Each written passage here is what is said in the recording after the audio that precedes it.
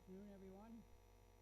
Good afternoon, council, senior leadership team, and one member of the press. We have quorum. Here. We have quorum. Before we do the approval of the agenda, we will not be doing the national anthem. I do have something here that I would like to read.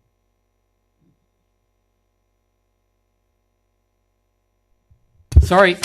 Yep. Again, I forgot the microphone. So we have quorum. Before I I'll call the meeting to order for this Monday, April 6th, regular council meeting. Before I do the approval of the agenda, we aren't going to be singing the national anthem tonight. The clerk didn't want to accompany myself, and I don't blame her. So I do have a little note that I would like to read, and then we will continue. Excuse me.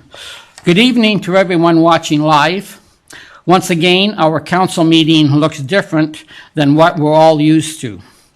We are adhering to the directive of social distancing and connecting via video conference to continue the business of the municipality. If we can do it, so can you. On Friday, April 3rd, the town of Pelham, along with the region of Niagara and all other Niagara municipalities, declared a state of emergency. This declaration is not a cause to panic, but to impose upon everyone the very serious reality of the COVID-19 pandemic. Is that better? Okay.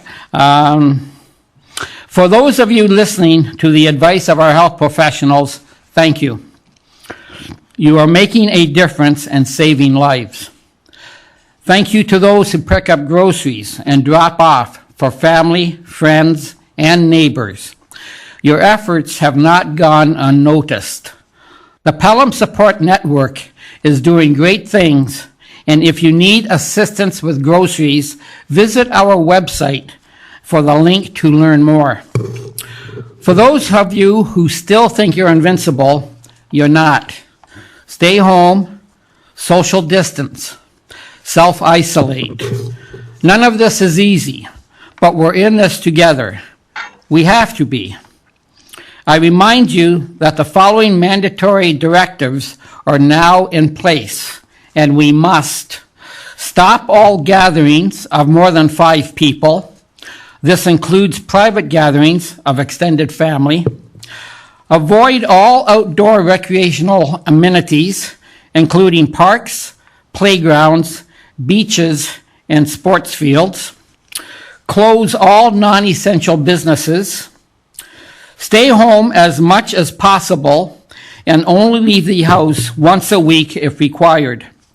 Self-isolate for 14 days if you have symptoms or have returned to Canada from being outside the country. Practice physical distancing and wash hands frequently. I urge you all to comply with these measures. It's how we will beat this thing. Stay healthy, stay vigilant. We will get through this. Thank you. Okay.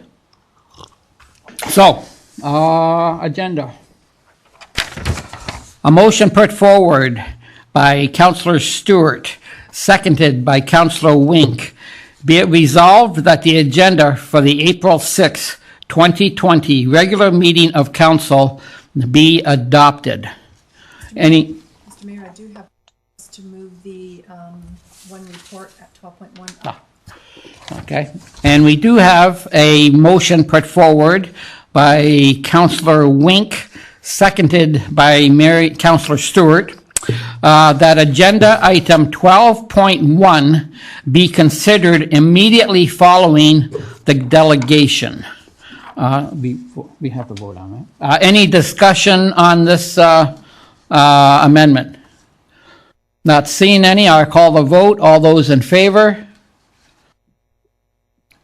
I can see it. Okay, and thank you. The clerk can indeed see everyone. So the motion carries. Thank you. And then we go back to be it resolved that the agenda for the April 6, 2020 regular meeting of council be adopted.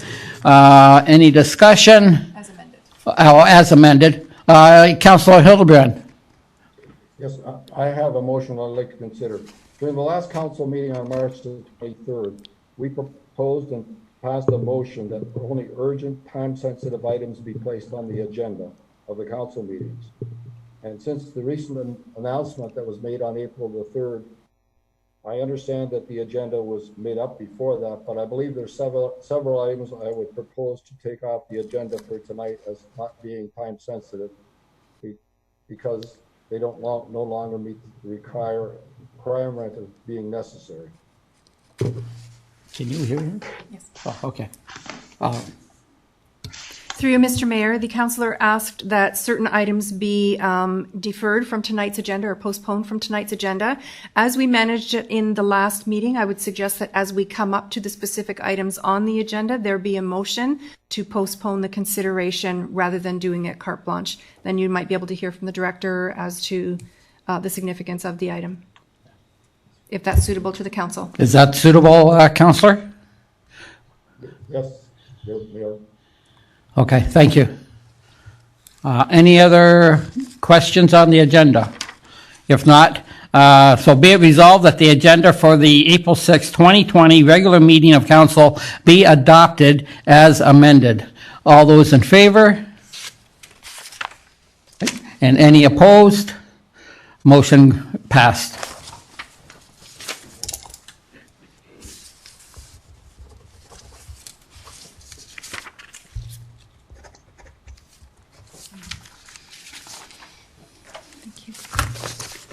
Pecuniary interest. Oh, yeah. Before we go any further, must ask, does any counselor, after viewing the agenda, have a pecuniary nature or thereof to declare? Councillor Hahn? Oh, is that, I see the square goes, that doesn't mean anything? I don't see any hands. Oh, okay, I'm sorry. It just, when I look at the square, sometimes the squares get lit up. It's like the game show. Sorry. Okay, I don't see any then, so no, please have the clerk note that, please. So your first item of business is the delegation with regard to the Summersides Muse. And the delegates are present through the Zoom meeting. So you can turn it over to Mr. Toth. Yep. Mr. Toth. Oh, so Mr. Toth, you've got the microphone, please. Can everyone hear me? Yeah. Yeah. Excellent. Good evening, Mayor, City Councilors, and staff. I want to thank you for taking the time to meet with my team and I this evening. During these challenging times, my best wishes, hope, and prayers are with you and your families as you lead the city through uncharted territories. Tonight, we're here to speak about the proposed development at the corner of Wellspring and Summerside. Since we're in an unconventional method of presentation delivery, I'll let you know as I turn the page on my presentation and what page I'm speaking to. If anyone can't hear me at any point, please make noise or wave. I want to ensure we're able to dialogue effectively. Okay? I am starting on page 7. On page 7, development is really a team sport. Each member and organization involved has a responsibility to produce the best result for the overall community, today, tomorrow, and for the next 100 years. We typically see 4 key players in the development process: city staff, city council, the developer, and the developer's consultants, engineers, planners, architect, etc. Each one of us play a different role and has a different approach, but all of us are working at the same goal: the best overall community outcome. Now, if you just want to take a look through page 8, 9, 10, and 11 of the agenda, these are a few of our Niagara, And they demonstrate our team's commitment to producing housing options for a range of family types, a range of income types, and a different range of demographics.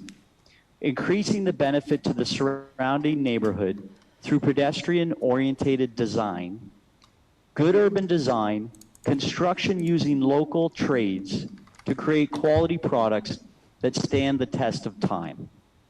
We have often worked with local nonprofits to build affordable housing projects.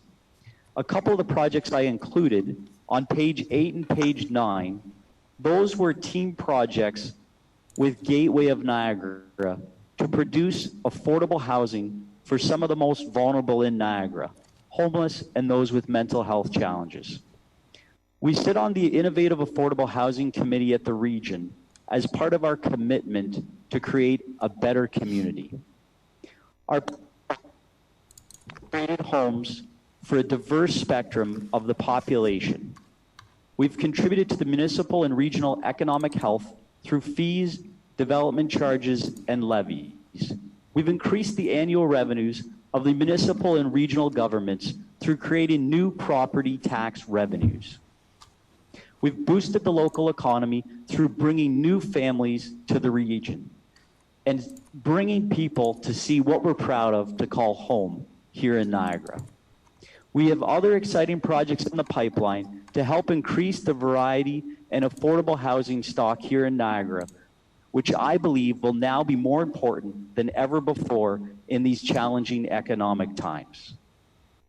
If you'll join me on page 12. I wanted to give you a quick snapshot of the history of this development with the City of Pelham. In March 2018, we engaged with the City of Pelham through an agreement to purchase the subject lands. This offer was conditional upon us doing our due diligence on the viability of the parcel, including obtaining permission for any easements that we may need. After meeting with city staff and the City Council at the time, back in September of 2018, reviewing parking requirements, density, and the ability to get the needed easements, we then firmed up our purchase. We continued spending man-hours and financing on flushing out the site from a functional, marketable, and urban design standpoint. You can see here, it took us 3 submissions working with the town staff, our engineers, planners, and architects to get it just right. Since this time, we've actually won a design award for this site from the Canadian Association of Certified Planning Technicians. We are very proud of this, and we're excited to bring this project to Fonthill. This has been an 18-month process from first concept plan to final site plan. This site plan has gone through tough review and redesign by over 30 professionals to ensure safety, functionality, and benefit to the overall community. This includes development team, sub-consultants, town staff, engineers, fire and emergency services, committee of adjustments, and planners and engineering staff at the Niagara region. We have invested $355,000 in the process of design, review, marketing, and sales. 30 families have purchased these homes, our financing is in place, and we are ready to break ground.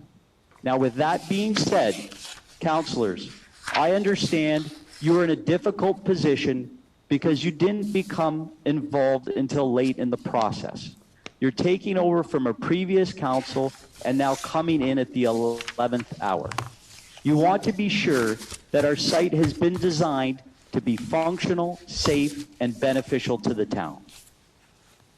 At this point, I want to pass the virtual baton to Kaylin Holmes, our planner from Better Neighborhoods, to walk through the next few pages. Kaylin? Hi, everyone. Good evening, and thank you again for having us. My name is Kaylin Holmes. I am a planner and an urban design consultant with Better Neighborhoods, Inc. from St. Catharines. Kaylin? And I have been working with Drew on this project for Kaylin? the better part of that. Kaylin?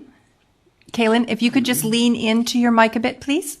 Oh, my mic is right here. Okay, just lean in a little bit then.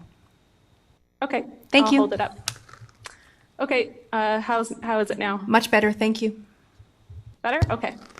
So I've been working with Drew on this project for the better part of a year and a half. And if an 18-month planning process seems long, it's because the path of least resistance, in our experience, doesn't always result in a really well-designed end product. And as Drew explained, it's been a really collaborative process with town staff to get the details of this right. And one of the biggest details is the laneway, which you see in the back there, known as Summerside Mews, and for which the project is named.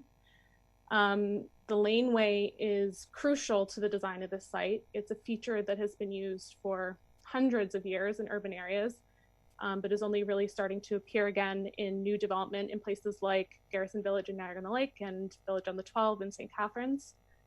And it's the laneway that allows for a variety of housing options to be provided. So as outlined, we have 30 townhouse dwellings in 6 various shapes and sizes.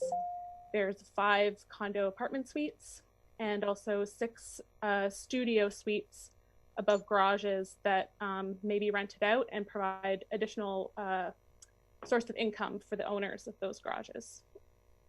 So you can see how this site could actually meet the range of housing needs for an individual over a lifetime. You can imagine a family living in a townhouse kicking their unruly teenager out to the garage above the apartment. And that teenager, you know, once they have a job for a bit, growing up into a young adult, maybe purchasing a small sized townhouse, moving out if they start a family, and, you know, maybe closer to the end of life, moving into an apartment suite overlooking the park, so they can age in place, as they say.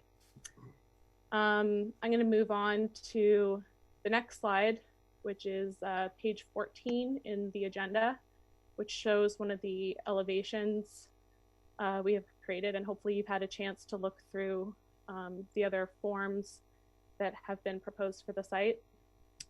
I think it's worthwhile mentioning, you know, a lot of people, and even in my recent experience, are quite wary of development. And I think that's because that typical development often takes the path of least resistance in development approvals. And that includes specifically how vehicles are accommodated on a site, typically with front-loaded parking.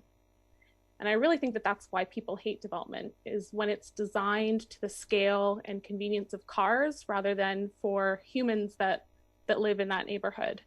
So working on this site, we really tried to design to the scale of humans. And such human scale features can already be found in Fonthill's best loved streets, places like Chestnut Street and Giles Crescent, sorry if I'm butchering that.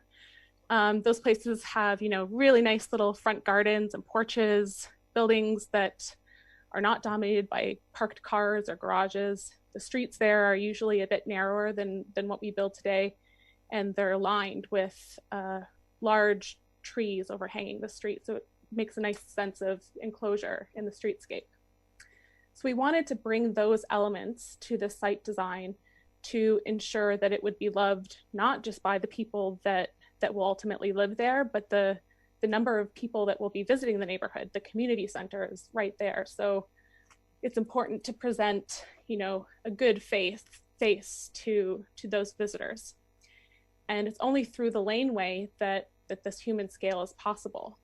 By using the laneway, we can get all of those cars that would normally be parked on the street into the back. And they are in a variety of forms. They're stored in garages or parking pads or in a small surface parking lot. And what that also allows is for, you know, little front gardens and the human scale features like porches of the buildings to come right to the street and create a lot of socialization with the sidewalk. And the last point that I'll make on that is that it's also a lot safer for everybody because there's less interface between pedestrians and vehicles. You don't have 18 driveways for the equivalent amount of housing going across the sidewalk there, you basically only have 2 points of interface with pedestrians where the laneway meets the public sidewalk. So it's for these reasons that we really believe that this project is going to be a great complement to the neighborhood and to the community center. And we really believe that it may set a higher precedent for future development in Font Hill. And I think this is something that Font Hill really wants to do. So now that you have a bit of background on where the parking is and why it's there, Drew's going to expand a bit on the details of that. Thanks, Kaylin. So if you'll join with me on page 15 of the agenda called the parking equation. So figuring out parking demand is not really just a matter of what can or can't fit on the site or what is required by the city's zoning. It's actually based on several contextual variables. Some considerations. How many spots are required by zoning? Is existing on-street parking available? Will residents need cars for all their daily trips in this location? Grocery store, bank, work, etc. Will the future need change if ride sharing and the autonomous cars surpass private vehicle ownership? The parking demand equation for all of us math nerds out there.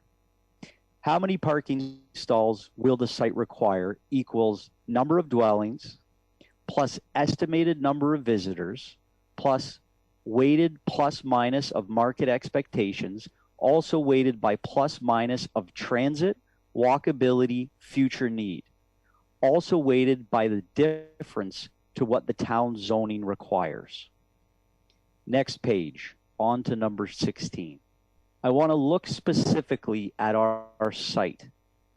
So for parking on our site, if you look on page 16 in the table of contents chart there to the right of the site plan, your official bylaw requires by law a minimum of 41 spots and a maximum of 51 spots for this site.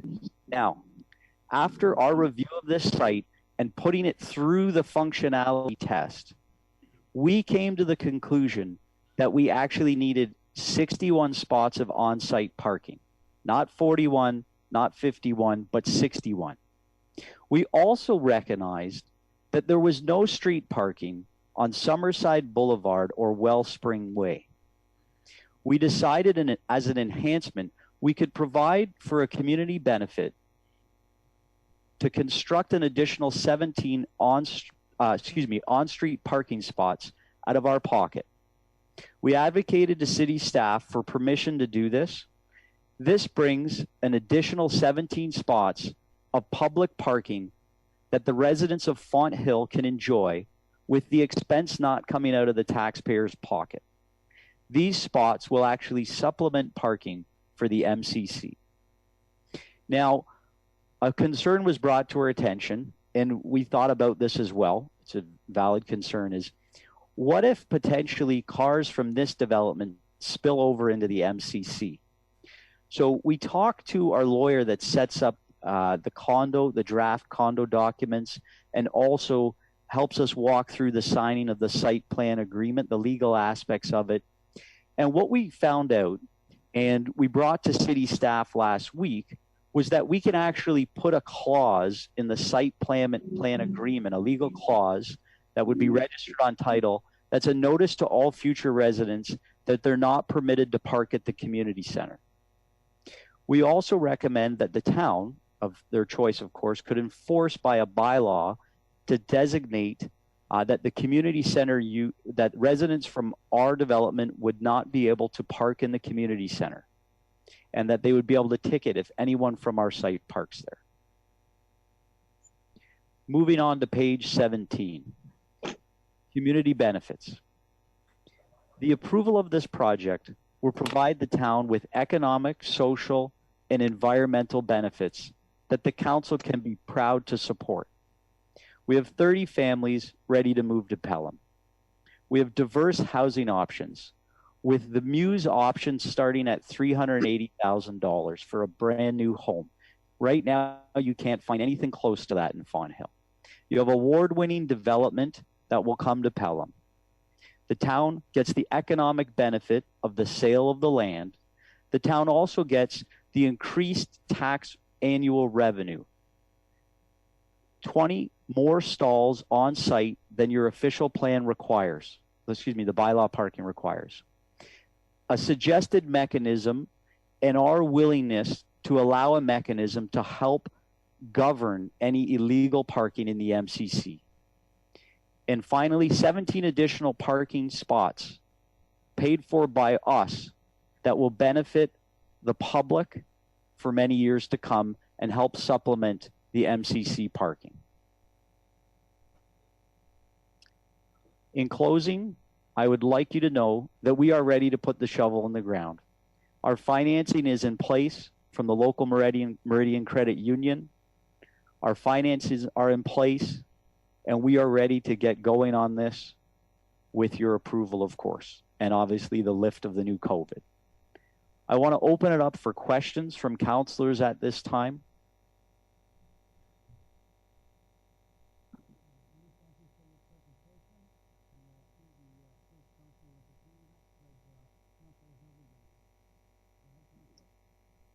That's okay. Let Councillor Wink go first. Through you, Mr. Mayor, and this is directed more to the Director of Public Works.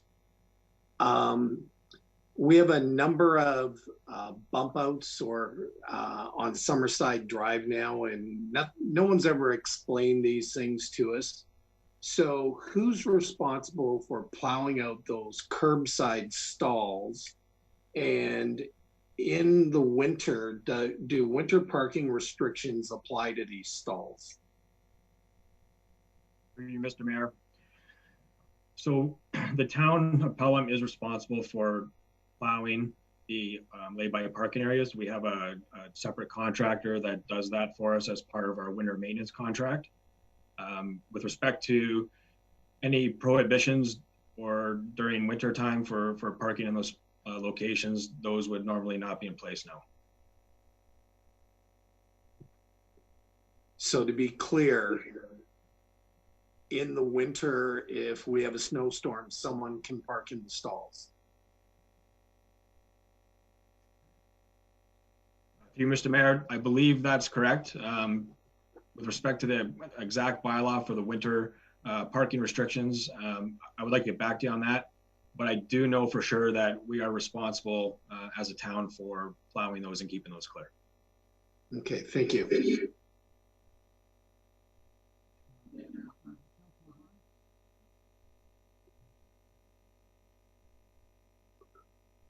you hear me? Okay, through you, Mayor. So just looking at the parking map here. So the laneway then, the Summerside new laneway, is that one direction?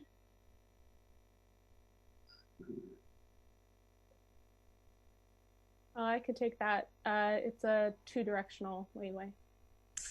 So, so then in theory, you would have someone pulling off of Wellspring Way, making a right to go into the MCC parking lot, and then I don't know what the distance is there, 25, 35 feet, somewhere in there. There could be someone then immediately pulling out in front of them to make a left-hand turn in front of them. Is that been a consideration to have it one-way traffic, one way in, one way out? Because having someone pull out, making a left-hand turn in front of someone who just made a right-hand turn into the same roadway doesn't seem like a very safe approach. Yeah, thank you, Councillor Hahn. That was considered. I know that our team at Better Neighborhoods and also working through the city in the 3 different revisions that we did considered that. Kaylin, did you have any comments or anyone from city staff to comment in as well? It's Barb here. Sorry, Mr. Mayor, through you. We did take a look at that, as Mr. Toth indicated.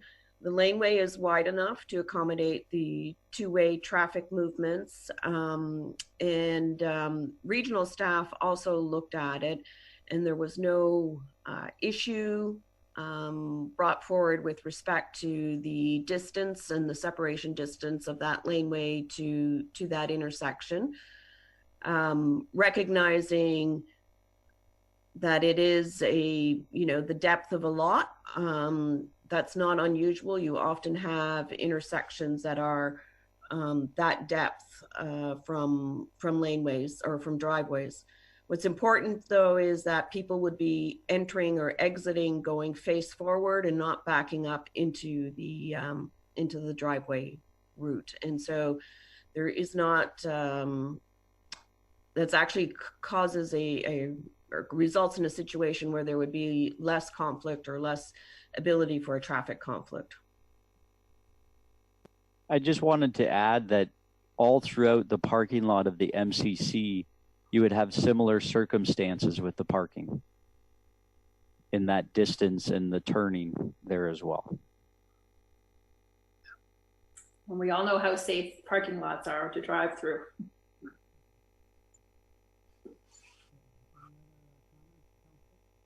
No.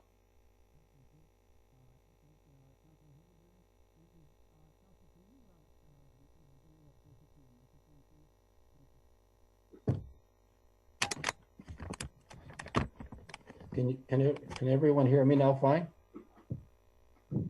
I can hear you.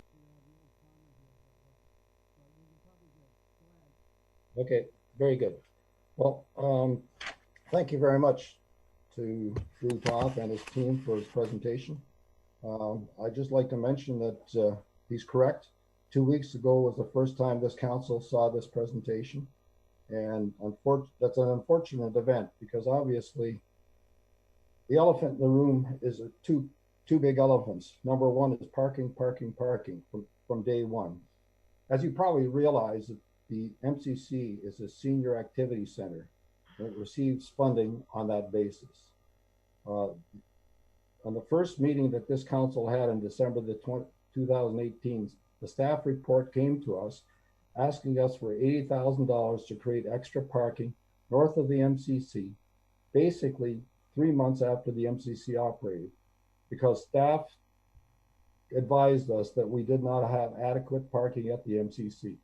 That was a report we received. That came to council. That came to me as a councillor, fresh on the job, telling me that we didn't have enough parking spots. So obviously parking is a big issue. When you look at the River Realty properties, the townhouses on the south side of Somerset, of Lemeti, the backyards of the townhouses, garages, have a deck, a garage, and all kinds of stone filled in, and people are parking on the gravel behind their garages at the present time. So obviously, there's a disconnect between the number of parking stalls we require in our zoning bylaw and what's required in the town of Pelham. And I understand the problem that creates for the development because there were rules and regulations put in. But I'm just telling you from a councillor and from a observation point of view what we're facing. Today at the MCC, we have 4 handicap parking spots. When we have a seniors event at the MCC, we go out and put out sandwich boards so that we can have residential parking for our seniors close enough to the MCC so they can get themselves into the MCC. Because obviously, nothing becomes very close. There's very few close parking spots to the MCC. And part of your development, obviously, the park along Wellspring is exactly where I believe we should have originally had parking. So that to me creates a problem. Every development, I believe, has a path. And I believe there's a center line where the developer's needs and the residential needs have to meet. And that to me is a win-win solution. I believe as a councillor, we're here tonight to try and establish a win-win solution. We realize that you do quality development. We understand the time you spent putting this in. But hopefully you understand that we as councillors have a different view of the situation. Now I want to go into the technical part of my discussion. The rest of council and staff have not been privy to these discussions that you and I personally had for almost an hour. So I'd like to bring them up to date at this time so they understand my technical questions and the two questions I posed to you at the end of our discussion that I needed answered. On January 28th, discussions at the Committee of Adjustment meeting, which I attended, talked about zoning bylaws and a lot of issues. Section 6, which is the general provision, 6.4, frontage on improved streets, page 6.3. No person shall erect any building or structure in a zone unless the lot upon which the building or structure to be erected fronts on an improved street. For the purpose of this subsection, a street shall not include a lane or private right-of-way. Item C, for the purpose of this subsection, an improved street means a street which has been constructed in such manner as to permit its use for normal vehicular traffic. When you look at the definitions in our zoning bylaw, we have the definition for a driveway, for a lane, and a street. And it has three different notes, A, B, and C. I don't think, in my view, as an engineer looking at 5.1.6.4C, that the way this is laid out right now, that the driveway coming off the road going into the MCC is a proper definition of the way this should be planned. Based on the site plan and the arrangement, I believe that we need to have a private entrance off of Summerside and Wellspring Way for your development. So the two questions I proposed based on the definitions and all the zoning review that I've done in the Committee of Adjustment meeting, the two questions I proposed with Drew that I wanted him and his team to answer is, does the zoning bylaw allow the use of a driveway as a public road legally? And if it allows them legally, what happens if there's an accident at the intersection? And why should we be responsible? Those were my two questions I posed for Drew. Thank you, Councillor Hildebrand. Through you, Mr. Mayor. The first piece I want to respond to when you talked about the shortage of parking at the MCC, and then I'll get to those other two questions. I just want to go back because you made some statements about the parking concern. Can one of you guys from Town Council or Planning answer the question? Do you guys not own additional land that 190 more parking spots could be built? I don't believe it's, I didn't think it was 190. I could be wrong on that, but perhaps Barb, Director of Planning, Ms. Weens, was that 190? I thought it was 140 myself. Do you have that figure? Mr. Mayor, through you, what you're referring to is the other parcel of land that the town has not sold. And you'll recall that last year in April, we did a report to you about parking around the community center. And we illustrated in that report that we could get approximately 190 parking spots on that parcel of land. It's known as Part 4. We also indicated to you in that report that if you develop the entire site for parking, it could accommodate 190 spaces. If you just develop the northern piece, it was 90 spaces. And if you develop the southern half, it would have been 100 spaces. So that is the parcel of land that council has taken off of the market. And that we've applied for a funding grant to the provincial government for. We are still waiting to hear the results of that grant application. And if we are successful with that grant application, then we will be able to develop parking on those lands. Thank you. Thank you for that information, Director of Planning. Back to you, Drew. Thank you. So we do know that there is more parking available outside of the land that we have the firm agreement of purchase and sale on. The other aspect is our site. I just want to remind again, despite those other 190 spots, my site has 20 more spots than required, and we are creating an additional 17 spots out of our finances to contribute to help address that parking concern. Now, leaving that and going to the next couple questions. The first question was in regards to the legal ability to have a laneway off of that. I know that we talked about that, Councillor Hildebrandt, and I did bring it up to the town planner, and we did check with our planning staff to go through the zoning bylaws and the details to ensure that it was legal. And I can assure you, from all of the research, the questions that we've looked at, the reviewing all of those, we are not in violation of any law. We are in line with all of the requirements that the town has. And I would also like to just get the town planner or another city staff to confirm that as well, so you know that it's not just coming from the developer. Ms. Weens? Yes, Mr. Mayor, thank you. Certainly planning staff have reviewed this development application against the zoning bylaw. The use of a laneway is very common. It will be created through not only through this site plan application, and the site plan is registered on title, but there will also be a future condominium application that will create that laneway as a common element. And then it is also going to be identified as a fire route and also signed that way for access purposes.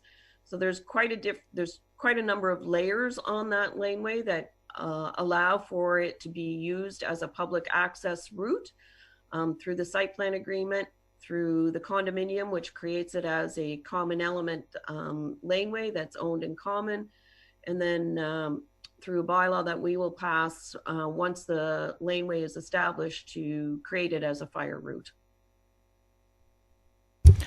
I just want to also remind council that your fire, traffic engineer, all of the different professionals that work on this thing for a full-time basis, have gone to school for this. We have gone through in the 18 months, again, 3 different submissions, revisions, meetings, dialogue, adjustments, and tweaking this site to ensure that we are in line with the bylaws, but also to ensure the functionality and safety of this site. Thank you. Councillor Hildebrandt? Then I want an answer to my second question. If there's an accident at the intersection, who's responsible?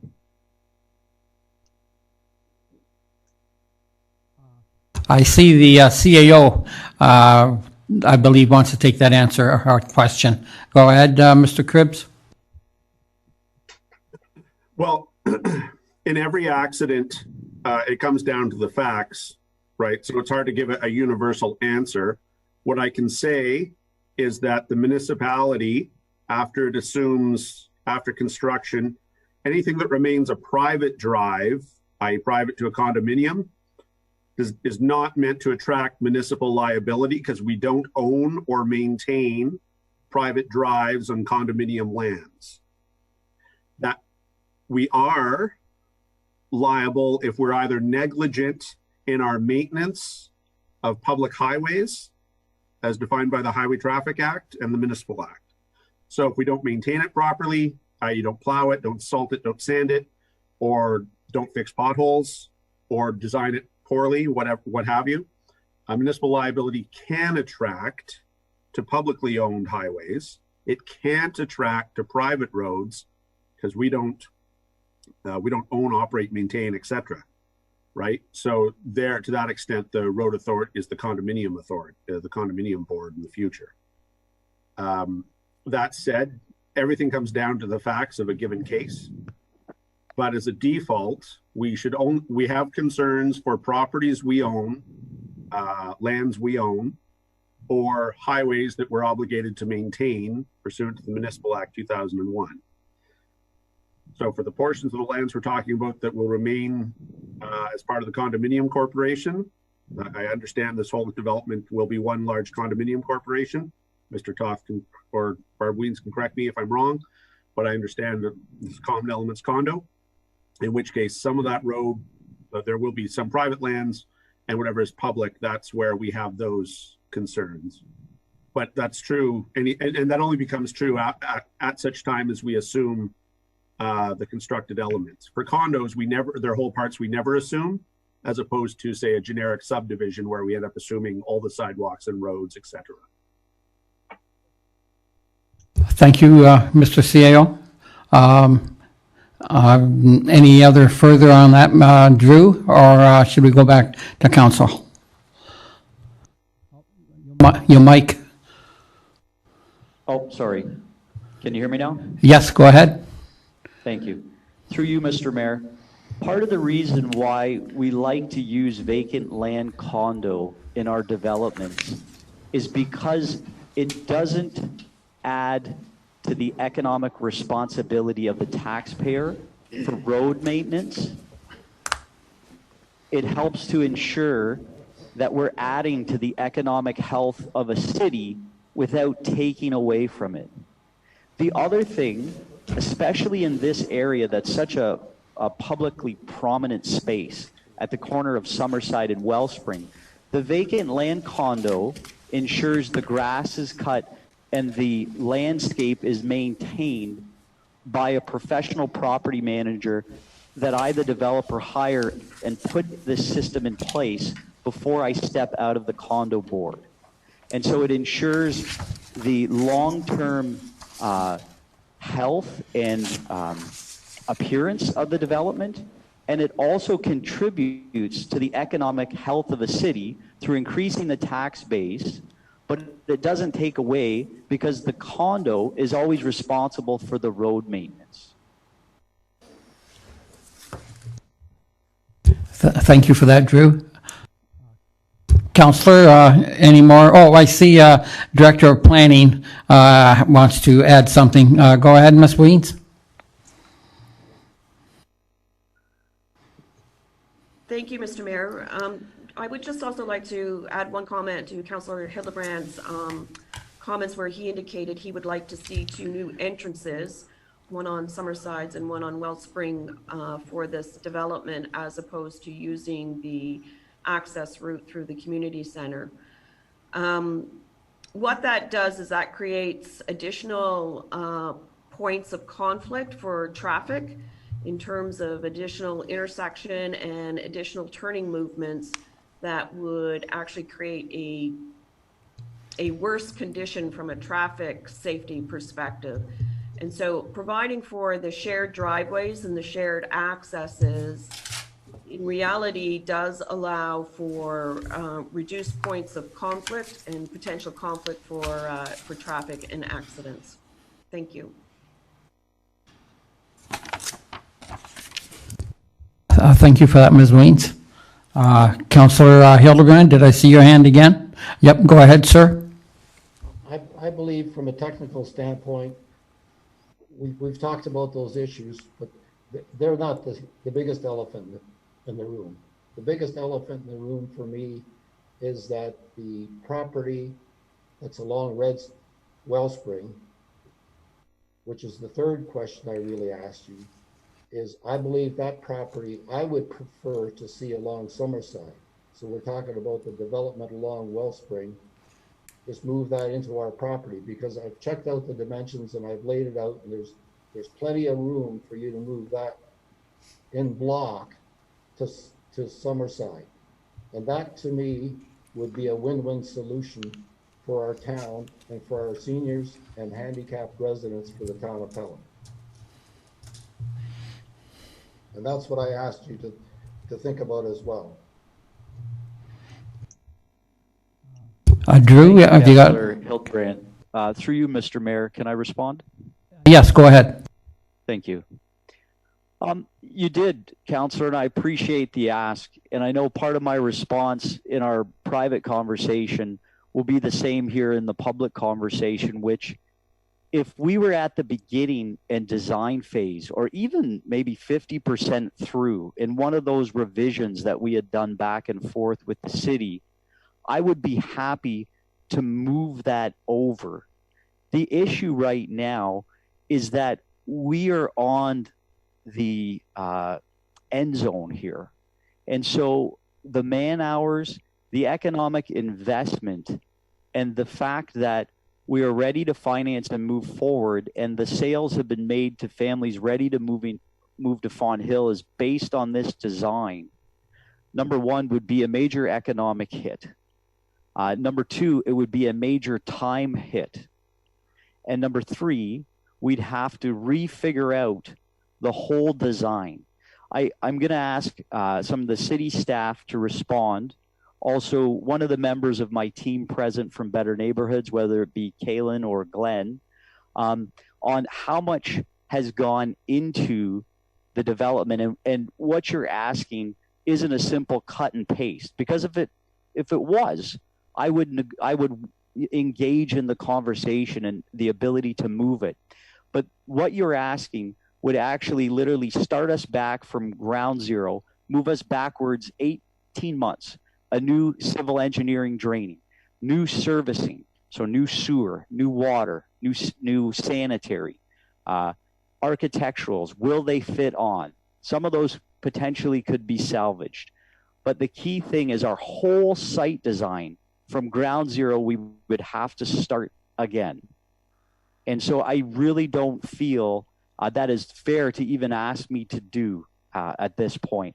I understand where you're coming from. I as well, like I spoke on my presentation, we want the best overall outcome for the community.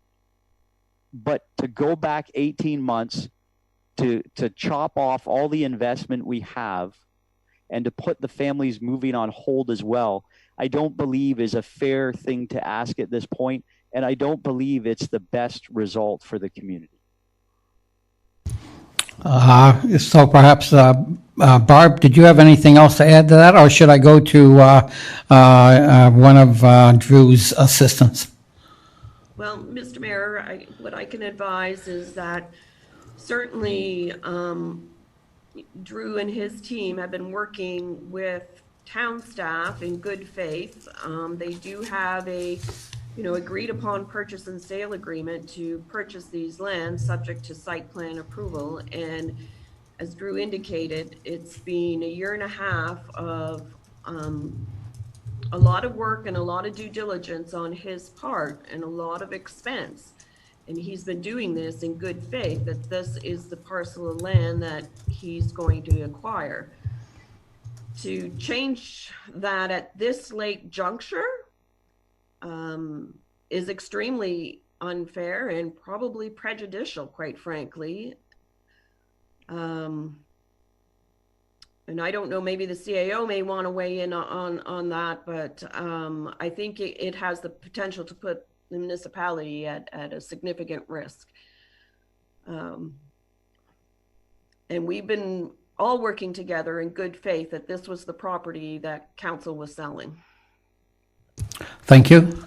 Drew, either one of your assistants also want to add or not? I don't see anyone. Okay. Any other questions from any councillors? Not seen. No, I see Mr. Wink. Councillor Wink first, please. Yeah, through you, Mr. Mayor, and this is more addressed not to Mr. Toth, but to reiterate something Mr. Toth said for the benefit of Mr. Hildebrand. There's restrictive covenants being put on these units telling the unit owners that they cannot park in the MCC. So will we never have it? No, I'm sure that the odd one will, but we will have the right to ticket. And I think with the amount of parking that's being provided plus the stalls, the issue's minimal. Like I don't think it's a big deal. I think the developers expressed and gone far beyond what the requirements are for parking. Thank you, Councillor. Councillor Hildebrand, did I see your hand up again? Yes, thank you, Mr. Mayor. I'm not doubting the calculations or the parking as being the big elephant in the big room. The big elephant in the room is for the next 30 years, our seniors and our handicapped are going to be forced to be parking far further away from the MCC than should be allowed. So that's what we're going to be facing as councillors, because we're going to be putting our names on a development which puts your condos along Westbourne Way where there should have been a parking lot. And it's unfortunate that it's come to us this late in the game. I understand your situation, but I don't think you're saying it's going back to ground zero. I disagree with that. The government has now put a hold on all development if their shovel wasn't in the ground. So we have an ideal opportunity to take another look at it. And that's what I'm asking for. Thank you, Councillor. Any other questions, comments from any councillors? Councillor Wink? So this land was sold in good faith to the developer well before we got to the table, based on the land that was provided to them, rightly or wrongly. I'm not going to dispute the comments that you made, Bob, but we've agreed to sell this property to the developer subject to a site plan agreement. He has satisfied the requirement and provided a site plan agreement. And I can't see how we can go back on it and say, oh, you got to go back to square one. We're going to sell you another piece of property. It's not fair to the developer, and it quite frankly, it's not right. Thank you, Councillor. Any other comments? Councillor Hahn. Through you, Mayor. So I'd like to hear from the other councillors with regards to your thoughts and feelings with what I suggested earlier, and that is to propose that we have at least, at the very least, one direction using that laneway.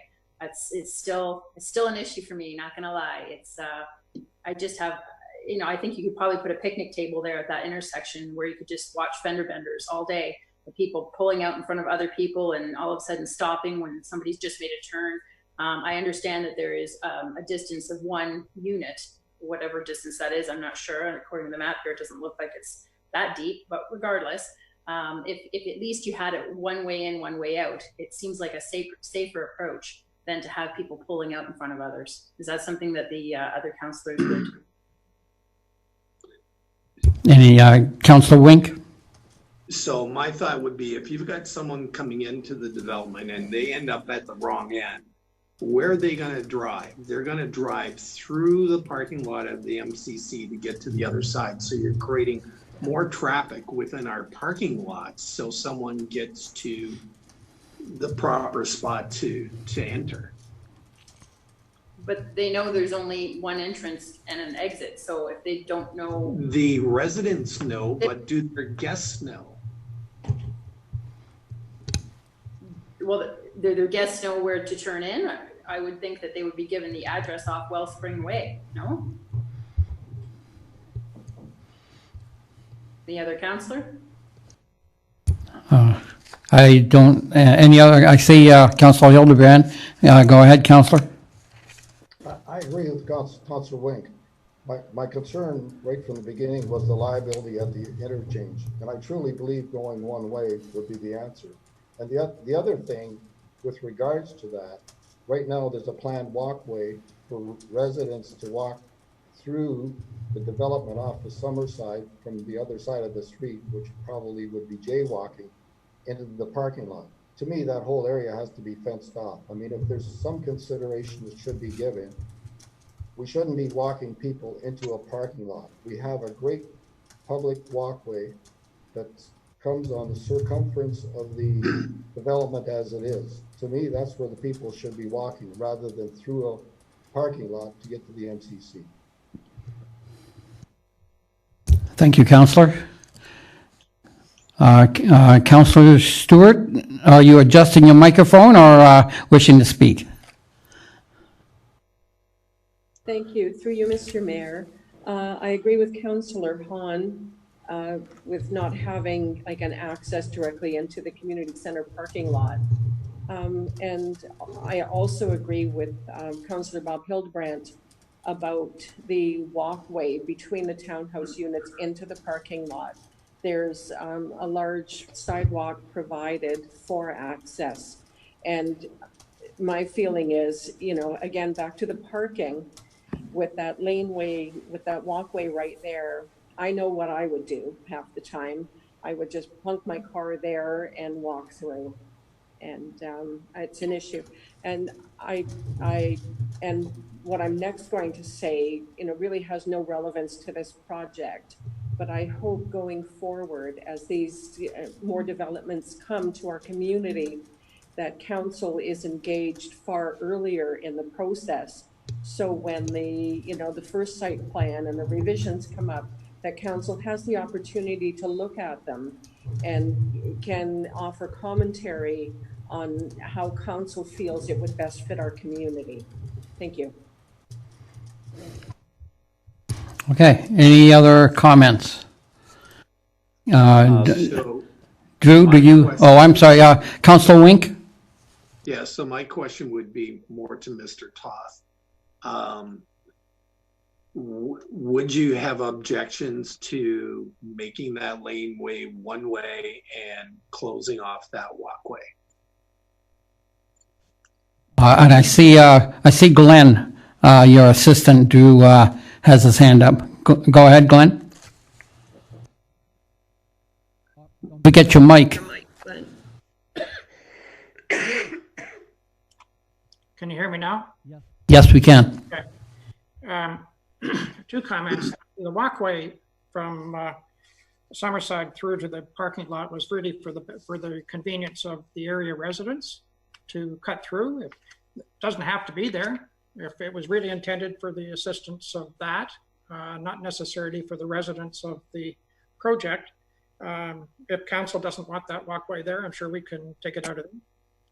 Secondly, regarding the two-way, I'm the primary designer of the engineering here, and I've done lots of these. Keep in mind that there's a stop sign on both ends, mm-hmm. And I am absolutely confident that this is the best design for it. I would suggest that one way would be more confusing, and from an engineering point of view and a traffic point of view, I would suggest that the present arrangement is the best one. And perhaps your engineer could add comments to that if he wishes. Thank you. Director of Public Works, Jason, do you have any comments? Thank you, Mr. Mayor. Our engineering staff have reviewed this submission. There's been almost 4 submissions on this, I think, up to date. And we're confident with the design that's in place, and our engineering staff are satisfied with what's being presented. Okay, thank you for that. Any other, Drew, I see you have your hand up. Go ahead, sir. Thank you, Mr. Mayor. I just wanted to speak to that walkthrough. If it's really an issue, I would be willing to flex on it. But before I do that, I do want to give you the why behind the what. Earlier in the presentation, we talked about promoting the walkability of a development and a neighborhood. We believe part of decreasing vehicular traffic, which is good for the environment, which is healthy for the individual, is creating walkable environments and walkable communities that are connected from residences to amenities like the MCC, like Food Basics, like Sobeys, like all the local pub, all the other amenities that are around this great location. The reason we designed that walkthrough, and we were even willing to give an easement to the town so that it could be a benefit to the community and the public. Councillor Hildebrand, you talked about the fact that it's primarily catering to the senior population. We want to have the ability for people to be able to walk and be out in the neighborhood, walking to the grocery store, walking to the MCC, and being a part and participating in their community. I mentioned before that I sit on the region's innovative affordable housing, and we talk about many social issues. One major issue is seniors that are isolated. This walkway and the why behind the what is to encourage walking, encourage people to walk instead of driving their car, instead of clogging up the MCC parking lot. You know, get out of your house, walk. It's healthy for you. Get out of your house, walk. Engage with your neighbors, say hi. Walk to the MCC. Less carbon monoxide, less car fumes. I mean, all of us can see the benefit to the environment, the air quality for less air traffic, less cars driving around right now. If you want to take this out of your community, I will negotiate on it, but I want you to think about the benefit that it offers the community before you chop it out. Thank you, Drew. Councillor Hahn? Through you, Mayor, for me, it's not an issue of trying to prevent people from walking, certainly not. But I'm just looking here at the map that you've got for the parking. And for me, I would think that what it does is it encourages people who may be visitors or what have you of one of the residents you're building here to park in the MCC parking lot, because now they have an easy access walkthrough to then the unit that they're going to be visiting. So, you know, if there was some sort of fence where they have to use a safe sidewalk, but you're essentially got people walking through your area into a parking lot. Like, walking through a parking lot is not a safe action. Walking on a sidewalk is. I don't understand the thinking behind, you know, playing Frogger with traffic. It just doesn't seem like a safe route to go here. Through you, Mr. Mayor. It's not about Frogger or dumping people into a parking lot. I'm going to let you know, and I've witnessed this. When a hockey game spills out, when a basketball tournament spills out, you have hundreds of people leaving the arena walking into the parking lot. It's a parking lot. It happens in cities throughout Ontario. And in regards to encouraging people to park and walk through, if they're going to park there to walk through, they're just going to walk around either way. If you really want us to fence it, I will. But before you make that call, I again want you to know it's there to promote walkability in the neighborhood. And maybe Glenn or Kaylin, if you want to comment on this, or city staff, we don't believe that walkthrough onto the island into the parking lot creates a safety issue. Thank you, Drew. I see your planner has her hand up. Go ahead, please. Yeah, I'll just jump in. I think that Drew kind of outlined everything perfectly about the intention behind that.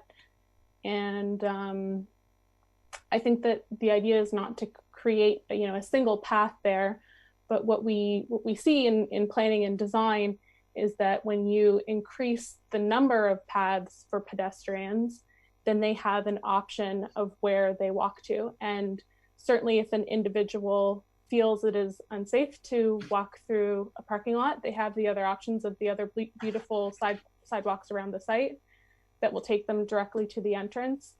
But this was just about kind of creating those extra options to make it as convenient as possible for people to walk to that place.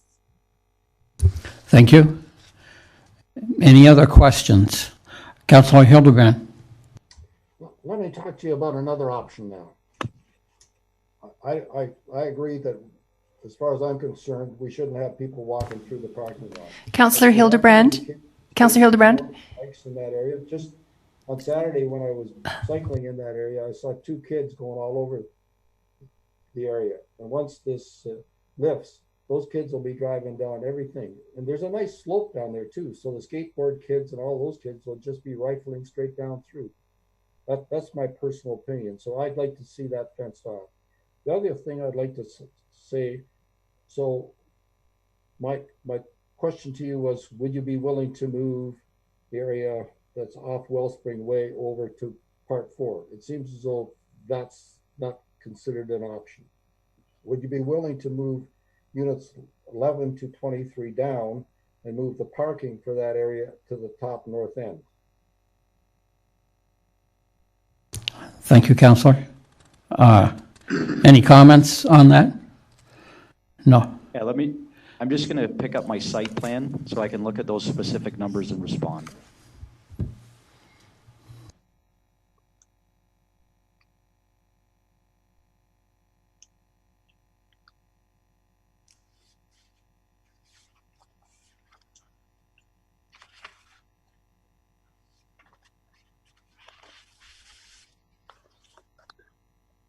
So Bob, are you suggesting that the parking lot between buildings C and D be shifted to the end by the entranceway? Is that what you're saying? Yeah, I'm talking about, I'm not sure which plan you're looking at, John. I'm looking at the plan that has unit 11 through 23. On the other side, it has, that's the numbers. And then they have the asphalt parking below that. So it's between the units on Summerside Boulevard and Wellspring Way. So then if we move that, so two things, we're moving that parking lot away from the apartment building, but then we're going to have the reverse problem where we've got people from the MCC parking in this development's parking lot, which isn't fair. I understand what you're trying to get to, but you know, I don't think that's equitable to the development to put that parking lot right at the entranceway there. I'm going to go flat out on this and say I fully support this development with perhaps the adjustment of the walkway, but other than that, I think it's a good development for our community. Thank you, Councillor. Any other questions? If not, then I would like to say that I'm with Councillor Wink. The amount of planning that has gone in here into this development, and every time we raise an issue, Drew and his team seem to come back as to why it was done that way. And the fact that it has what's known as affordable housing units in it is another big plus. And I will also support this development as going ahead. Again, any other questions, comments from any other councillors? Okay, not seeing any. Drew, I thank you and your team for your presentation, and we'll move on. Thank you.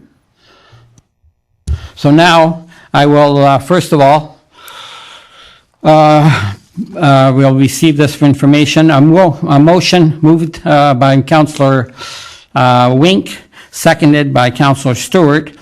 Be it resolved that Council receive the delegation by Drew Toth regarding the Summerside's Muse development project for information. Any other comments, questions on this development? Not seeing any, then I will call the vote on receiving this for information. All those in favor? Okay, and any opposed? None opposed. Thank you.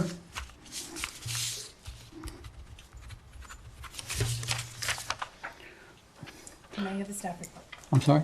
Now you have the staff report. Yes. But, just excuse me, but before we do the staff report, he wants to go in. You put that motion on first. Okay.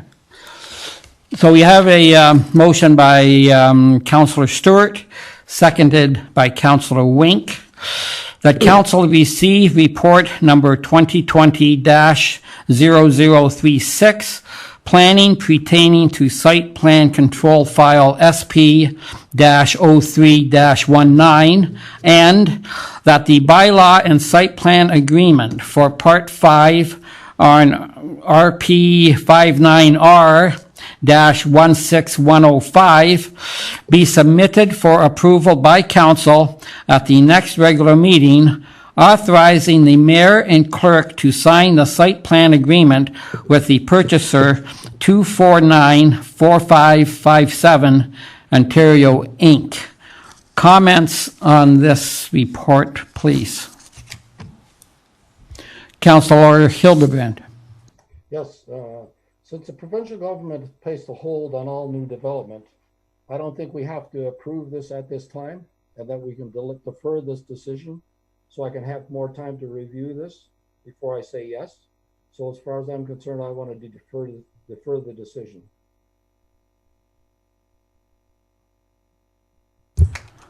Any other, Councillor Wink? Through you, Mr. Mayor.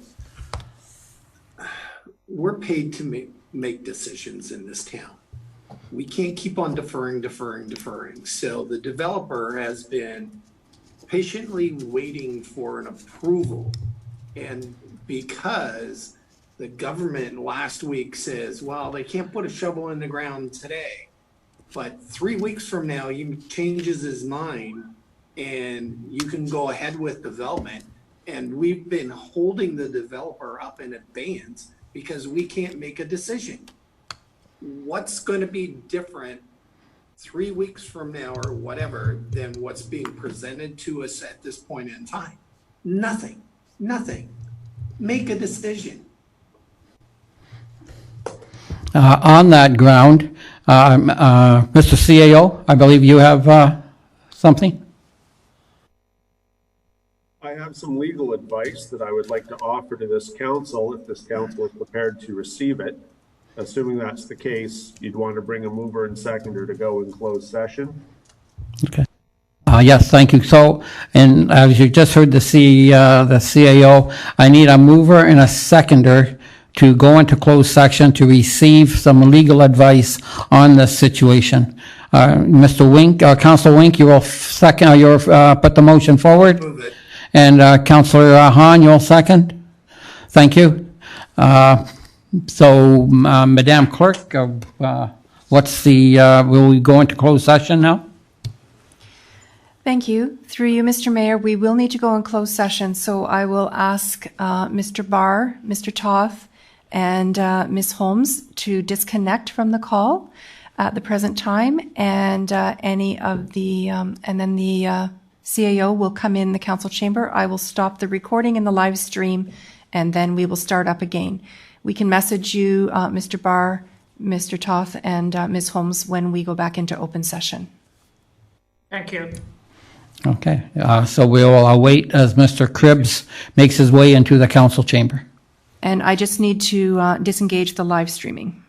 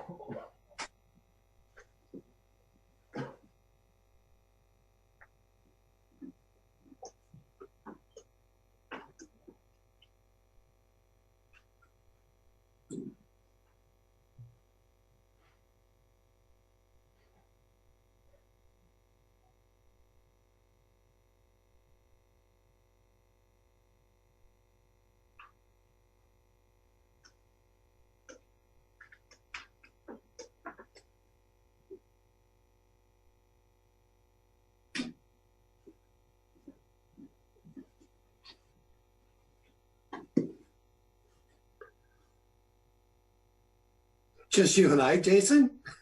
I had to run upstairs and get my daughter's light off her desk so I could get some more light on me. It's getting dark. Need more light to show those highlights in your hair? Yeah, natural ones. Just so you know, we are live streaming.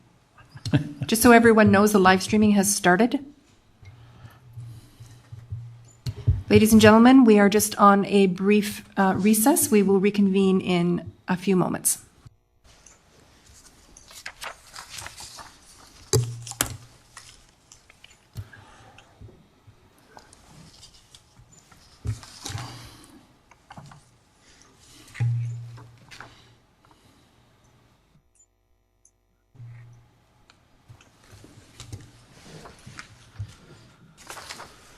Stupid computer.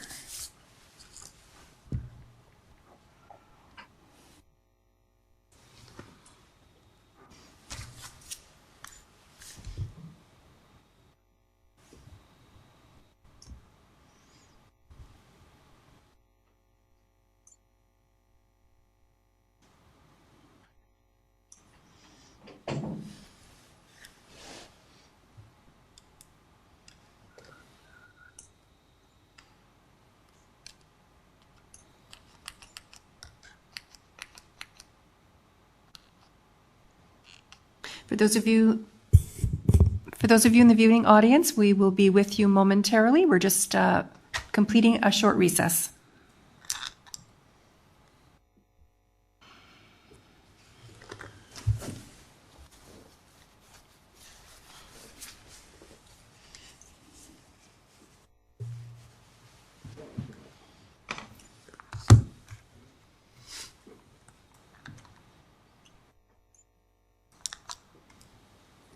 To the members of council, the delegates are just logging back on now. We're just waiting for one more councillor and we'll be able to resume.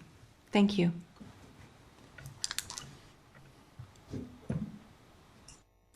Okay. Okay.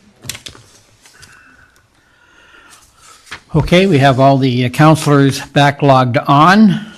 So we have a motion put forward by Councillor Wink, seconded by Councillor Stewart, that council adjourn the in-camera session and that council do now rise with no report. All those in favor? All those against? Motion carried. Thank you. Now you're back to the motion from before.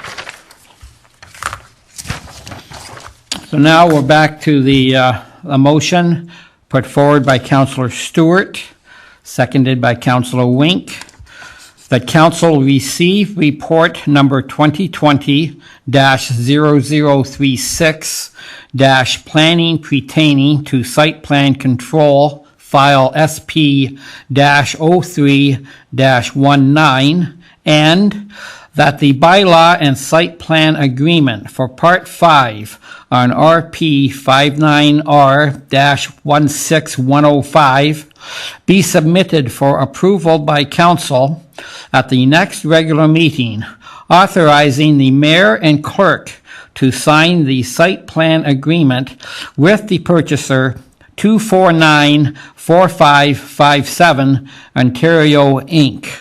Comments or questions on this report? Councillor Hildebrand. Yes, I'd like to make an amendment to that motion to address. Councillor Hildebrand, could you please lean into your microphone? Councillor Hildebrand, please lean in a bit. Thank you. Is this better? A little bit. Through you, Mr. Mayor, I'd like to make an amendment to that motion to add a fence across the back of their parking lot entering into the Meridian Center parking lot on the north side of Summerside. The walkway going in is fine for the residents off the Summerside, but I want the walkway closed off at the motion to close off the back of the lot to the parking lot. Okay. Thank you. Any comments on the amendment? I need a seconder. Oh, first of all, I'm sorry, yes, we need a seconder for that amendment. Is there a seconder for the amendment? And I see Councillor Hahn is seconding that amendment. Any discussion on that amendment? Okay, not seeing any. I'll call the vote on the amendment. All those in favor? Okay, and any opposed? Okay, the amendment carries. So now, back to the original motion. I don't think I have to read it again unless, I'm sorry? Oh, yes, so back to the motion, back to the motion as amended. Any other discussions, questions on that? Okay, not seeing any. All those in favor? Okay, great. Thank you. And any opposed? Not seeing any. The motion as amended carries.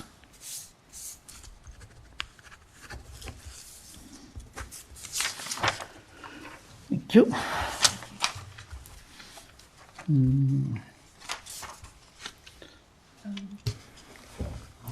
Through you, Mr. Mayor, the developers, your section is now complete. So the motion was approved as amended. You heard the amendment, and the bylaw will come forward to council on April 20th. And you are free to leave the meeting if you wish. Thank you, Mayor and Council. We look forward to working with you further and seeing this development become a reality and contribute to the overall benefit of this community. Thank you. Good night. Thank you, Drew, and thank you for bringing this development to the community. It is nice to see some affordable housing coming to Pelham. Thank you. Okay, moving on. Motion put forward by Councillor Hahn, seconded by Councillor Hildebrand. Be it resolved that the following minutes be adopted as printed, circulated, and read. 1. Special Councils -05 2020, March 17th, 2020. 2. Council -05 2020, March 23rd, 2020. And Special Council 06-2020, March 23rd, 2020. Any comments or questions arising from these minutes? Not seeing any. I will call the vote. All those in favor? All those opposed? Thank you. Minutes carried. Motion's carried.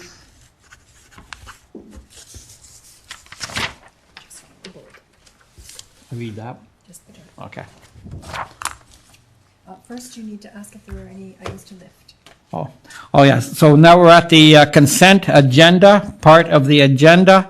Is there any consent agenda items that any councillor would like to lift? Not seeing any. Then I'll put this motion forward by Councillor Stewart, seconded by Councillor Wink.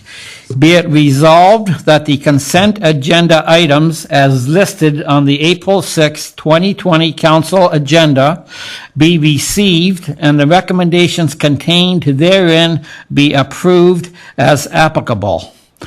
All those in favor?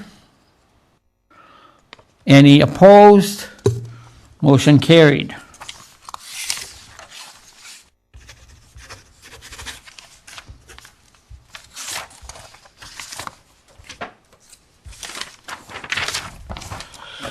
Motion put forward by Councillor Hildebrand, seconded by Councillor Stewart. Be it resolved that Council receive report number 2020-46 as it pertains to 1084 Quaker Road, file number AM-01-20, and that Council approve the bylaw attached hereto as Appendix D, amending the zoning of the property subject from the site-specific residential 1-26 R1-26, zone to the site-specific residential 1 R1-298 zone. Comments or questions on this motion? Councillor Wink. So the director in their recommendation, as well as the property owner, stated that the property to the west of the subject is a triplex. This property was likely a triplex prior to the surrounding homes being developed as R1. People buying the homes in the area were fully aware of this one particular property. The subject property has been operating as a duplex for the past number of years. I think it was close to 20, with no issues to the neighbors. I will say that here's a case where someone went ahead, put in a unit, didn't get a building permit. It was never applied for, and it is currently an illegal use. Under normal circumstances, I would not agree to change his zoning to a duplex because I believe it does not conform to the surrounding neighborhood. That said, I will support this application for compassionate reasons on the proviso that the second unit meets with town fire regulation and building code. Thank you, Councillor Wink. Councillor Hahn.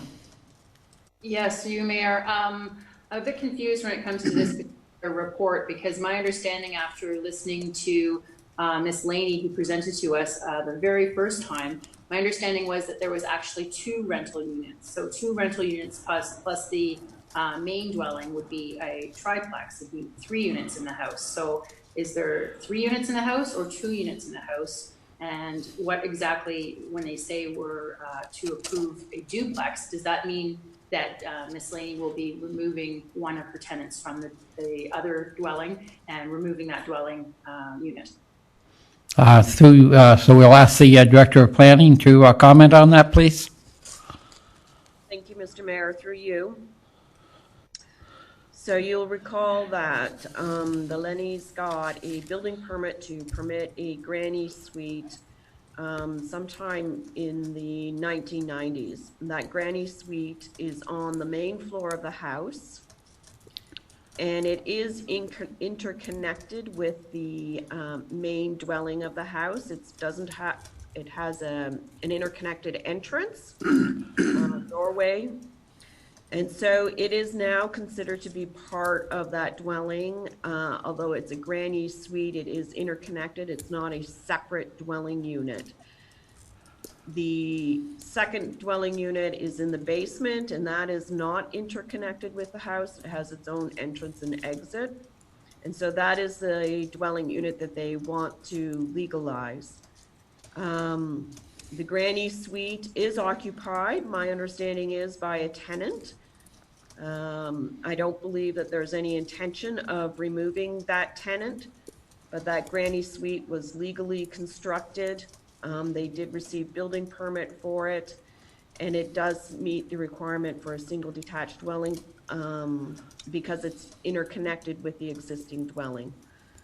The second dwelling unit, as Councillor Wink indicated, they will need a building permit for that, and that will mean that they are required to meet building code and fire code requirements for that second dwelling unit that they constructed without the benefit of permit.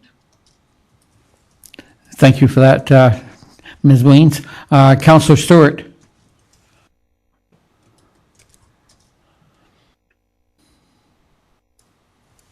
Oh, we lost you. Wait. Okay, go ahead, Councillor. Oh, I don't think you have your mic on. Okay, sorry about that. It's my understanding that a granny suite is, in addition, part of the house for a relative to live in. The relative is long gone and it's simply being used as a rental unit. I understood that when you had a granny suite, it had a 10-year lifespan. And if you still had your senior living with you, you can apply for an extension. This isn't the case. So at this point, they're using it strictly as a rental unit. So it is a triplex. And at Ms. Laney's original presentation in December, oh, my brain stopped. I'm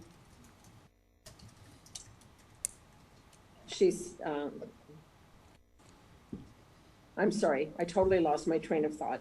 Oh, maybe we'll come back to you.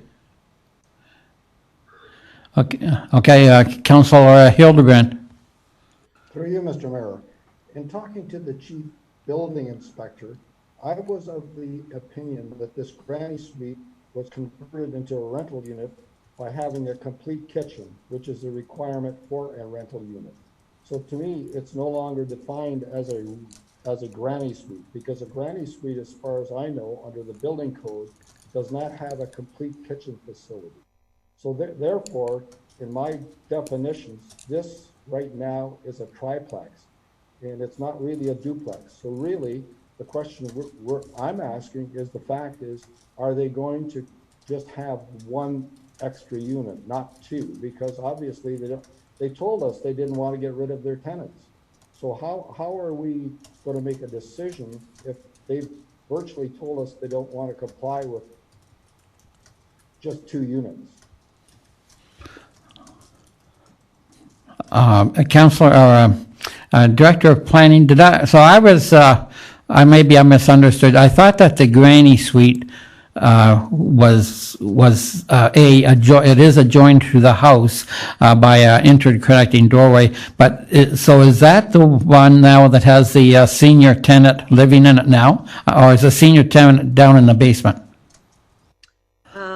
Mr. Mayor, through you, I'm not exactly sure if it's a senior tenant living in that granny suite or in the basement unit. I don't know. What I can say is that granny suite was approved. We do have the building permit drawings for it. When we go in and do whatever inspections we need to do with respect to the second dwelling unit that they want to have, and then whatever renovations that they want to have to their building or to their home to make it accessible, if we see that there is other work that was done without a permit to that granny suite, they'll be required to get permits for that. With respect to Councillor Stewart's questions about a granny suite being a temporary use, she is correct that there is provision under the Planning Act that allows for a temporary use bylaw for what's referred to as granny suites, and they are temporary for a period of 10 years, and those are adopted by bylaw. When this in-law suite or granny suite was constructed, they did not apply for a zoning bylaw amendment for a temporary use for a granny suite because it is integrated within their dwelling. It is part of a single detached dwelling, and it was not a separate dwelling unit, which would make it a separate granny suite for a temporary use provision. So it didn't qualify for that.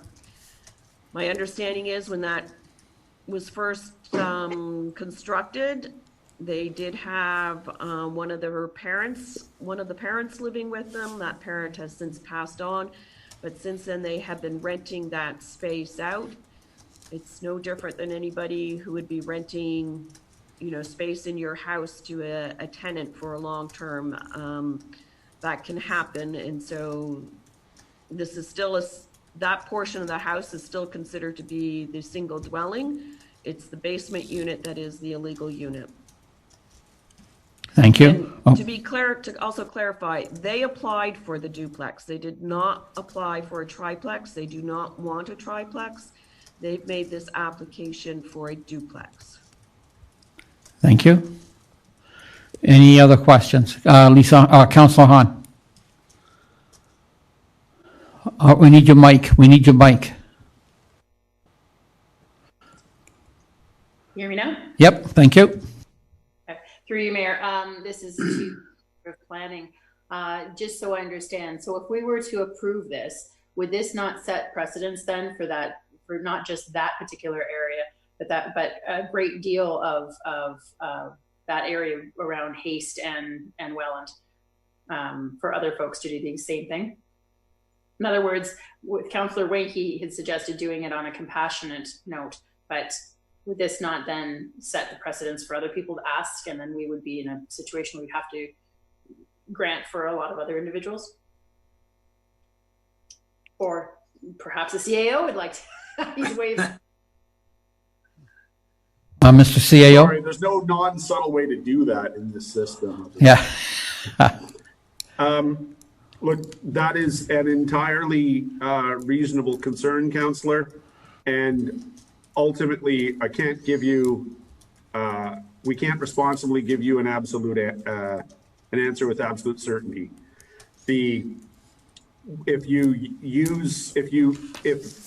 hypothetically there were to be a council decision in the positive, but that referenced humanitarian and compassionate grounds, that would certainly very much help us distinguish this scenario from future scenarios.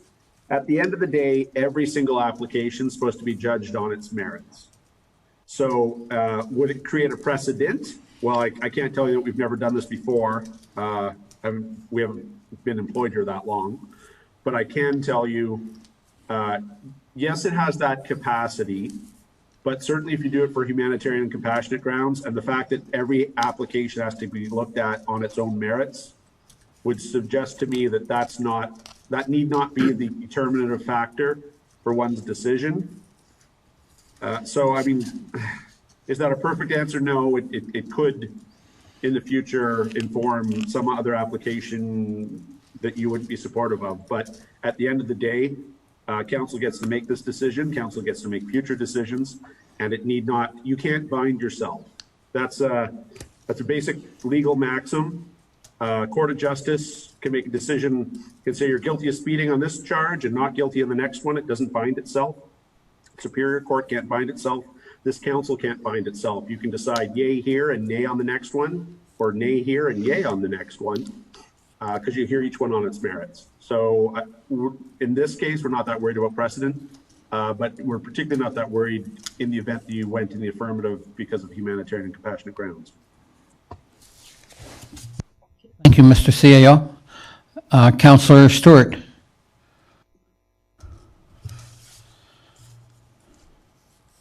Oops.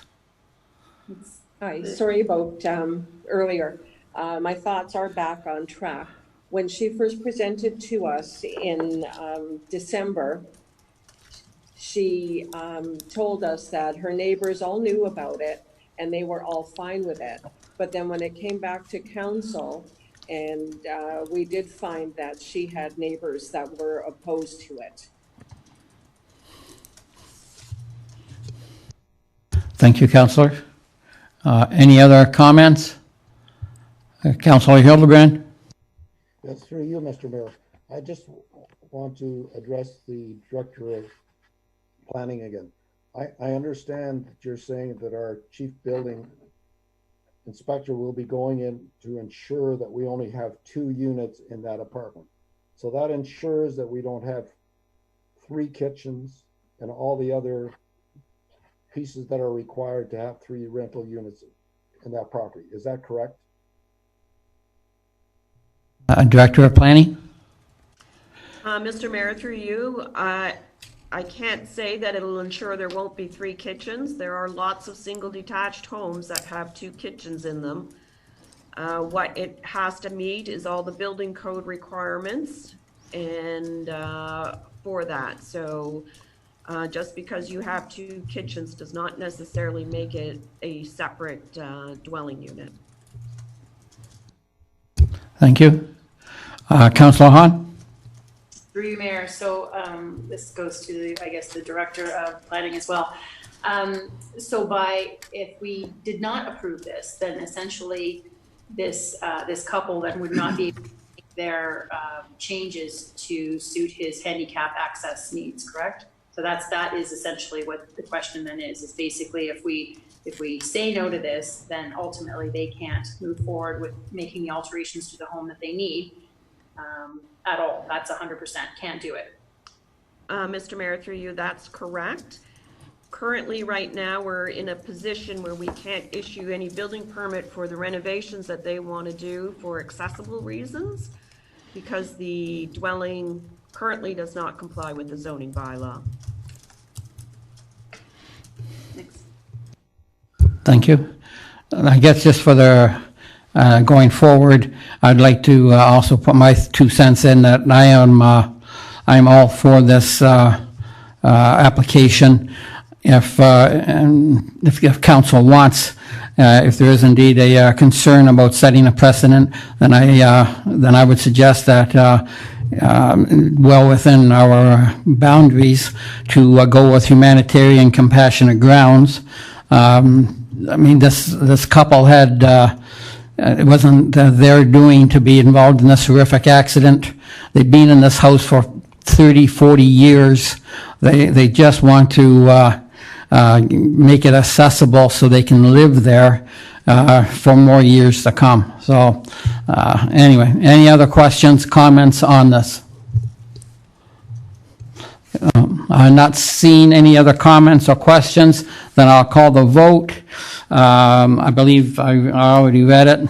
We know what we're voting on. All those in favor of the motion, raise your hands, please. Oh, wait, no, wait. Okay, Lisa, I'm sorry, Councillor Hahn?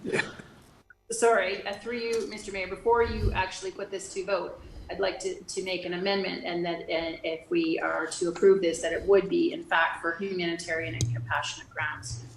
Yes, okay, good. Yeah, that's fine, yes. I'll turn to the clerk, Madam Clerk. Oh, we need a seconder. Thank you. Through you, Mr. Mayor. Yes, we do need a seconder. I see Councillor Wink with his hand up. Yep. Just to make an amendment that the approval cite that it is made on humanitarian and compassionate grounds. That will be the amendment, and then vote on it as amended if that passes. Okay, so any discussion on the amendment offered by Councillor Hahn? Not seeing any. I'll call the vote on the amendment. All those in favor? Okay, a motion, the amendment passes.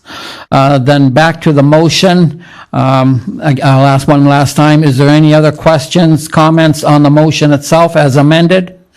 Not seeing any. I'll ask all those in favor of the motion as amended. Okay, excellent. Any opposed? Okay, thank you.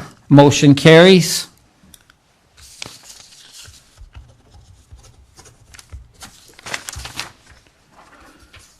Thank you. Motion put forward by Councillor Hahn, seconded by Councillor Stewart. Be it resolved that Council receive report number 2020-0033 and that Council approve the whistleblower policy attached as Appendix A. Comments or questions on this report? Not seeing any. I'll call the vote. All those in favor? Okay. Any opposed? Thank you. Motion carries.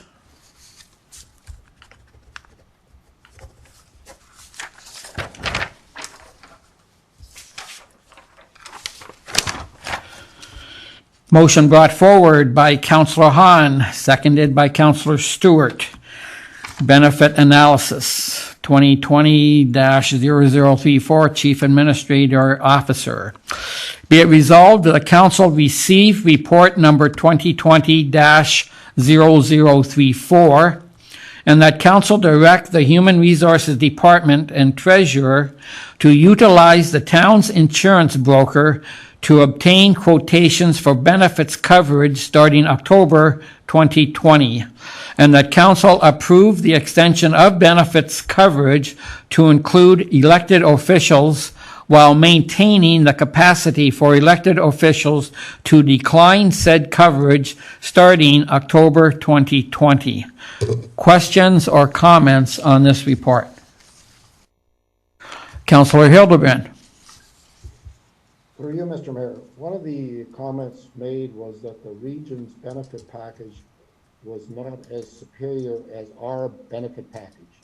And what I'd like to suggest as an alternative, I've seen corporations and companies use other larger organizations to get their benefits, then come up with their own top-up procedure.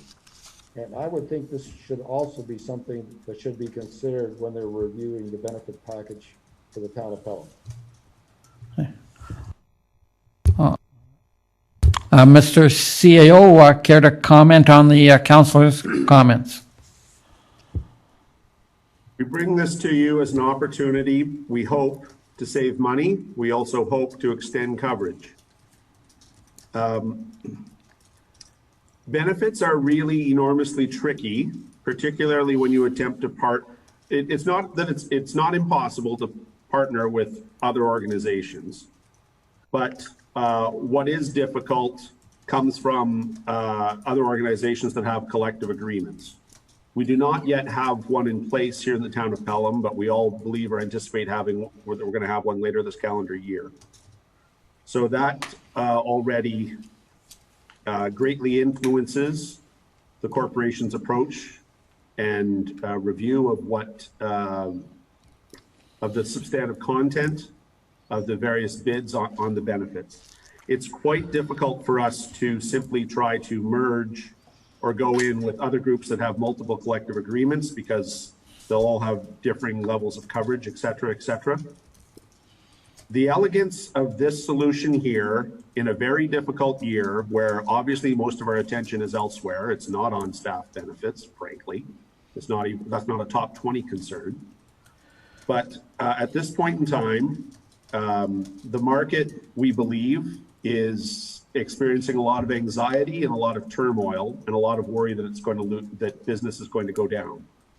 We have the opportunity to have a broker with whom we have a good relationship go out and test the market on our behalf, get as many bids as we can, and then be able to compare those to what we currently have. Essentially, the town didn't do something as wide-ranging as this, but it did 2 years ago go out to market and get itself much better pricing than it previously had. So that's what led to the relationship with the current provider. We'd like to test those waters again, and we suspect because of our timing and the fact that we'd be an excellent client, that we're likely to get some highly competitive bids. At least for this year and for now, with the resources, we have a human resources department of one. She wrote this, she's put some thought into it. She produced this very good report. She's actually, I think she's in on this call, yes, Brianna, CVB. So perhaps I should let her speak to this. But with what we can have someone else do the work on our behalf and bring us back hopefully competitive bids that are, whether it's with our current provider or a different provider, we'd like to end up in a better spot and try to save the taxpayers some money this year. What we've suggested to you involves someone else doing all of the work and possibly us getting all of the gain. And frankly, based on our staffing and based on a whole bunch of other things we have to be focused on, I don't have a realistic way this calendar year to look at what you're suggesting. It's not that what you suggest has no merit. It does have merit, sir. But this is a way forward that should get us some savings that works with our resourcing level this year. So we hope this turns into a great news story about 3.5 months from now, 4 months from now. We're very proud of what the work Brianne has done to bring this to this point to you. And someone else is going to carry the ball the rest of the way. What you're suggesting might be in the cards next year or the year after. But this year, just based on our resource, not so much our resourcing, but our focus, primarily because of Corona, it's elsewhere and doing other things. And this is kind of the best we can do this year. We hope it's going to be very good and deliver some savings for the ratepayer and either better protection or better service for your staff. Okay. Sorry, Councillor Hahn. Through you, Mayor, a question with regards to the premiums. So is this the type of plan that somebody can slice and dice how they see fit? So, you know, certain people have certain desires. You might have to want to have more group insurance, or I'm just looking at the list here, accident insurance versus like when you've got your extended health, you get an allotment, so to speak, and then you can pick where you want it. Is this something that we're looking at, or is this just set? It's you have to take all 3 or all 4 of these for a total of $73, or you can pick what you want. Do you know what I'm saying? Is that how that works? I do appreciate your question. Our current plan doesn't work like that. We are open within our spending envelope and within the level of benefits we already provide. Within those two pieces, we're looking forward to seeing what sort of options and products the broker brings back. So rather than us going around to 20 companies, the broker's going to do that. And I expect some very different sort of some options that may be exactly what you're describing, by the by. But we'll see what Manulife, Sun Life, Green Shield, our current, et cetera, are prepared to provide us, and then hopefully we'll have the benefit of choice. And not wanting to put her on the spot, does the Director of Human Resources have any comments on this report? No, I was going to answer Councillor Hahn's question, but the CAO did that very well. So yeah, I don't have anything to say right now. Okay, thank you. Councillor Wink. So as part of this report, it talks about benefits for the councillors, and I appreciate the fact that you're trying to have our backs. But when I look at it, it's around $5,300 per year per councillor. If they went with the family plan, which would equate to $37,662.24 of additional taxpayers' dollars. You make comment in there that that by not having a benefit plan could be a deterrent for people running for council. I could, from my perspective, I didn't run for council for the pay, and I think most people didn't, because if it was for the pay, we should have our heads red. I think a better question would be, what do other area councillors receive in health benefits, if any, as part of their compensation package? And really, what are they being compensated? So through you, Mr. Mayor, I do know that Lincoln and Fort Erie do provide benefits to their councillors. They have a similar range of benefits to their staff, less the long-term disability, which is similar to our councillor benefit class. Also, I just want to point out that we still would have this be an optional benefit to councillors. You guys don't have to opt in if you don't need it, or if you don't need the dental and extended health coverage, you can opt out of that as well. So the number you put forward is if all of you joined on the family plan for all of the benefits, and some of you may or may not need that. So it's just something we're putting out there to those that do need it, and those that don't have to join. So what's the incentive for me to opt out if everybody else is opting in, and I can go out and get some extra massages? I mean, truly there wouldn't be. David, if you want to answer that one. If I may, I don't want to end up in the bizarre situation of arguing with you to try to provide benefits to you. So appreciate the inherent awkwardness of this. But firstly, and I will have council recall that unfortunately you took a 25% pay cut in your first month in office. Mm-hmm. That was a time bomb left to you by the previous council, and it put you in an impossible position. But without a principled basis, you're earning 25% less than your predecessors did. That's a starting point.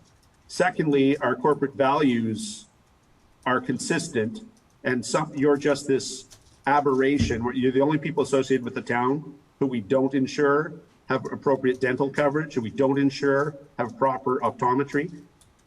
I'm not suggesting you do this for yourselves. Literally, it would be difficult for me to suggest that to my bosses and try to gift you something. Whether you do or not is absolutely immaterial to the corporation. You set this up so that there's a 35-year-old with 5 kids who does want to, and that benefit's actually worth more to them than your very miserly pay. And they're not running so that their kids can have races. They're running because they care about the community. But it's in keeping with our corporate values, and it helps those who actually need it. I respect that there's council covers a wide socioeconomic and age divergent group. So there may well be, I'm talking about a future person, I don't know who he or she is, that may very well need this. It's in keeping with our corporate values. At this point in time, there is some reason to think that we're going to be able to bring back a new insurance policy that will cost less and cover more people. That is our goal. That's our A+ home run win. We think we can do that. You can make that decision at the end of the day, so long as you don't bring a motion this evening prohibiting us from trying to look at extending benefit coverages to your positions. We'll be able to come back with that data, make that decision down the road. We think it's appropriate that we at least look in keeping with our corporate values. We think it's a good retention tool, and it's a retention tool in light of you taking a 25% pay cut that had no principled basis whatsoever. So if you don't do it for yourselves, do it for people who want to run in the next election. So just to be clear, our predecessors didn't make that decision to take that pay cut as far as, and it wasn't a pay cut, we just don't get the tax advantages. This council made the decision to take that haircut. Yep, thank you for the clarification, Councillor. Councillor Hahn. Through you, Mr. Mayor. I understand too that, bearing in mind, I think regional councillors also get a benefit package, and they also make about, what, 2.5 times what a municipal councillor makes. Is that correct? Let me answer that. So, unless, David, if you're going to answer, please put your mic on. Oh, it was on. No, Dave, oh, well, I couldn't hear David. Oh, I'm sorry. Go ahead, Mr. CAO.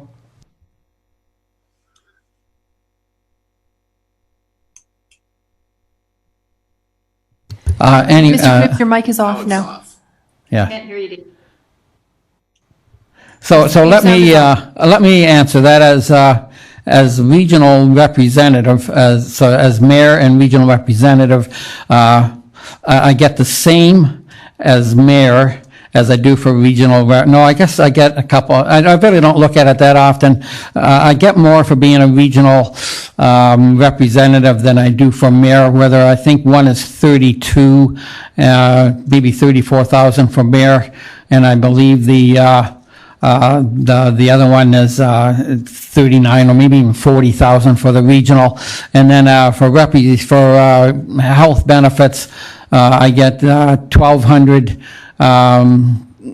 for dental, and then I get another $1,200 allowance. You don't usually, I didn't take it the first year. Another $1,200 for either glasses, shoes, or whatever. So it comes out to $2,400 that we get from the insurance provider. Any other questions about hopefully about the report? Not seeing any, then I will put my glasses on and call the vote. So on the benefits analysis, we're directing the Human Resources and Treasurer to utilize the town's insurance broker to obtain quotations for benefits coverage starting October 20th, and that council approve the extension of benefits coverage to include elected officials while maintaining the capacity for elected officials to decline said coverage starting October 2020. The one last time. Any other questions or and questions? Not seeing any. All those in favor? All those opposed? Motion carries. Thank you.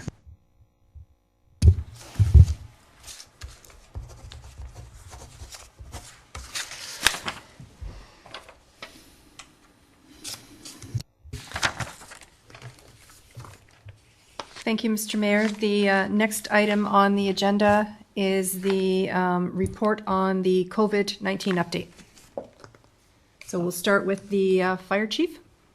Oh, I see he's he joined us. Just being a blank square the whole night. Welcome aboard, Chief Limburner. Thank you. No, I've been here the whole time. I just don't like staring at a computer. So, Mayor, Council, senior staff, just to give you a brief update on what's going on with the COVID situation. Most definitely, we're in difficult times. And, Mr. Chief, and Fire Chief Bob, if you could just speak a little bit louder, please. So I'm just saying is that we're in some very difficult times and uncharted waters. I'd like to first say that thank you for all the members of the Emergency Operations Group that we meet every day. And as a group, we're really, I think we're doing a great job. So thank you to all the members of that group that are assisting me in decision making and the things we're changing, the policies. So some of the current situations, Niagara has 159 cases, Ontario 4,347. Today's increase in the province was the lowest increase since March 31st. So there's a little bit of light there, if you want to call it, which is very positive. Canada has 16,498 cases. Again, we analyze these numbers, and the rate of increase seems to be slowing somewhat. And I think the next 7 days or so, maybe 10 days, are really going to tell the story if the efforts, and I believe our efforts in the province, in the region, and in Niagara or in Pelham are making a big difference. So 238 municipalities have declared emergency with 58 First Nations. The largest in Niagara, the largest age group affected at this point is between 45 and 49 years old. 95% of all cases are considered mild by health professionals. Only 5% are severe, but what's very staggering is 95% of all deaths are seniors. So within that 5% group, you're talking 95% of all the deaths are within the seniors. Target group, vulnerable group, we need to protect our seniors. So right now, as of today, we have 5 care facilities that have reported outbreaks in the region. And again, this unfortunately is going to result in more casualties amongst our seniors. As far as the fire department goes, pretty well business as usual. We're still responding to calls. Our volume is down somewhat because we did do an adjustment with EMS with the types of calls we're going to. We streamlined some of the medical responses, a lot to do with PPE, where we have a severe shortage of personal protective equipment, and we've seen a decline in those calls. Training, I canceled training about 3 weeks ago, but we moved our training online. So a number of staff or firefighters were proceeding with online training to kind of keep them active. So as far as Pelham goes, the town, the seniors through our service groups, the seniors helpline has been set up. So there's the last time I was reported, I think the service groups had delivered some 600 meals through the week, which is amazing. They also reach out to seniors for any other things they need. Maybe you might need something picked up at the drugstore or picked up at the grocery store. So that seems to be working very well. What businesses are open. We kind of do the patrols. We've been out and about. And the ones that are open are doing a great job. They're limiting the access into their buildings. They're constantly cleaning. Whether you go to the beer store, liquor store, the grocery store, they're all doing a great job controlling the movement of people. And again, we can't stress enough to stay home. We need to get people to stay home. General public, it seems to be compliant. We are getting complaints through Bylaw, and we're working pretty closely with the NRP on these non-compliance complaints. They're not overwhelming, but as an overall opinion, I think the general public is doing a good job playing by the rules. We started to receive migrant workers April the 1st. As of today, there's 5 farms that have received 41 workers. These people are required to be quarantined for 14 days, and that's been policed by the public health. And today we posted COVID warning signs around Fenwick and in Fonthill that are in Spanish. So these migrant workers that you see around town, they're going to start showing up after the 14 days. We have a little bit of communication in Spanish so they better understand what we require of them. As far as some of the issues that we're really working on is that PPE, personal protective equipment, N95 masks are not available. Most of the supply has been reallocated to the frontline workers like the nurses who need them. We're having a difficult time finding them, buying them, and getting them shipped. There's a fair number of inventory that's been held at the border by our U.S. counterparts. So we're waiting for some updates on if we're going to be able to get some more masks. All our parks have been closed. The amenity has been closed. As of today, we have put orange barricades across all the driveways, entrances to the parks, and we have everything signed, along with the play equipment has been signed. Not to use it, hasn't been cleaned, it's not disinfected. Council, I sent out an email today requesting that all meetings, including council meetings, be moved to the virtual way of doing things. I can't stress enough that, especially in our environment, if you look around the room, there's, including myself, we have a number of people in their 60s, and we're a target group, and I don't need to be hanging around with you people or anybody else that possibly could bring stuff into the workplace. So I know it's a little bit of a hard choice. I don't have the authority to force that upon you. It's just a very strong recommendation that everybody abide by the virtual world as we move forward. So thank you for your cooperation. Public health is not recommending the public wearing masks. They pose a greater risk, mainly due because donning and doffing, the general public does not understand how to take a mask or put a mask on or take it off, and they end up touching their face more. They actually pose a greater threat to the public. With the shortage of masks around, we don't need any other reasons to deplete our inventories. So we've implemented a self-screening tool with all the staff. So all staff are required to do the self-screening prior to coming to work. If they answer yes to any of the symptom questions or any of the other questions on the report, they are not to come into the building. They're not to come to work. They're to contact their supervisor. All buildings are being cleaned regularly, including the fire halls. Trucks and vehicles are being cleaned after each use. All employees that operate vehicles operate them alone. We're not allowing any more than one person in a vehicle at a time. And the region has set up a hotline for non-compliance, and through our Bylaw department and the NRP, we're fielding these questions and we are responding. At this point, we're more in an education mode. We will, and the NRP will, hand out citations if we do not get compliance, but to date we pretty well get compliance. So like I said, overall I think that we're heading down the right path. I think our efforts, although very strict, I think they're working. In the next, like I said, the next week or so should tell the tale if we're going to come out of this in the near future. So that's about the end of my report. If anybody has any questions.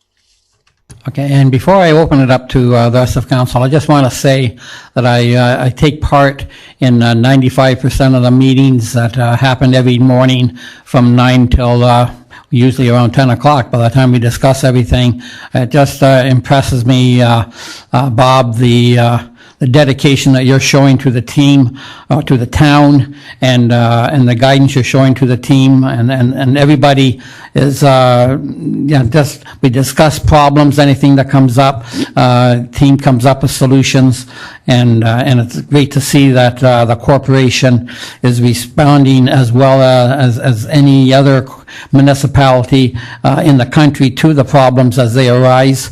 And on a broader note, it just blows me away. I go on with one website that shows all the countries and the horrendous deaths. And I realize these countries are somewhat bigger number-wise, Canada being at 37 million. But when you see Italy at 14,000, Spain is at 13,000 deaths, states are racking up almost 2,000 a day now. It just goes to show that these things that we're doing in Canada, the social distancing, and we shut everything down and self-isolation, it's got to be helping because, like I say, 37 million, and you look, and I forgot the number you said there, Bob, but I believe around 300 deaths countrywide, maybe a little more than that, but 300 compared to thousands and thousands and thousands. And it is, as you pointed out, the numbers are starting another couple of days, another couple of weeks. Hopefully we're going to see the numbers start to go down, and we won't hit these horrific forecasts that could happen. And the only reason we won't hit them is if everybody just keeps diligent, stay home, and do this social distancing. It's I think it's a real good story for all of Canadians to be proud of. Anyway, that being said, I'll open up to any questions to council. Any comments? Councillor Hahn? Through you, Mayor. Yes, this is to the fire chief. We have some portable lit signs, the signs that light up. You can change the words. Often you do turkey raffles, so on and so forth. Are we using those? And if not, why? And can we start using them? We should be doing some messaging out there with whatever signs we have and positioning them in key locations throughout the town. Yeah, to answer your through you, Mr. Mayor. Station 2's electronic sign, we use that. We have been putting messages out on that. As far as that goes, I am not in control of any other signs. I don't know if the town actually has any other electronic signs that we can change messaging on. That's Vicky for that. But there's a sign that usually is in front of the 20 highway station there. I haven't seen it. Maybe I missed it, but I'm just wondering what happened to that sign. That's a readograph sign, one that they physically changed the letters on. That doesn't belong to the fire department or the town. That's for the they use it for functions like turkey raffles and so forth. Would it be worthwhile bringing back the turkey raffle sign and changing it from talking turkeys to talking some important COVID messaging? How much would that cost? I mean, how much could they really charge for a sign if we rented it for the next several months? Well, it wouldn't cost us anything. I'd just ask them to let us use it. So I think that would be a proactive measure to get some messaging out there, whether it's for the support network or whether it's, there's a myriad of things you could pick from to message, I think, at this stage. Yeah, it's a great idea. Certainly, if council would like to approve a new electronic sign out front, I'd gladly vote. Dream on. I do have one other question too, if that's okay. And that, again, to the fire chief. So recognizing, of course, that business continuity plans are not a legislative mandate for municipalities. I just wanted to follow up as to where we are with our business continuity plan and what stage of the game we're at and when we can expect to see a plan to be completed. I know that there was some work being done, I think, at one point in time. Can somebody speak to that? Yep, we talk about the business continuity through our group, our EOC group with HR. We do have people working from home. We have the pre-screening for people that are coming into work. Some people are working swing shifts. Tice Road has split their shifts and they're working 10-hour days now. We really are going to adapt as numbers come in. And if we get really fortunate and we don't start losing staff, then our continuity plan really will just remain status quo. So we're really kind of waiting on what happens with our staffing, and hopefully no one gets sick. So there isn't a formal plan being constructed where you kind of measure some different, pivotal points. So, this many weeks out, this many days out, this is our next move, and so on and so forth, and what the rules and protocols would be around, different scenarios. For instance, if like a good example would be at this point in time, counselors not coming into the chambers and those kinds of things. So different ways to approach different scenarios to be captured and actually put into an actual plan of sorts. Perhaps I can answer that.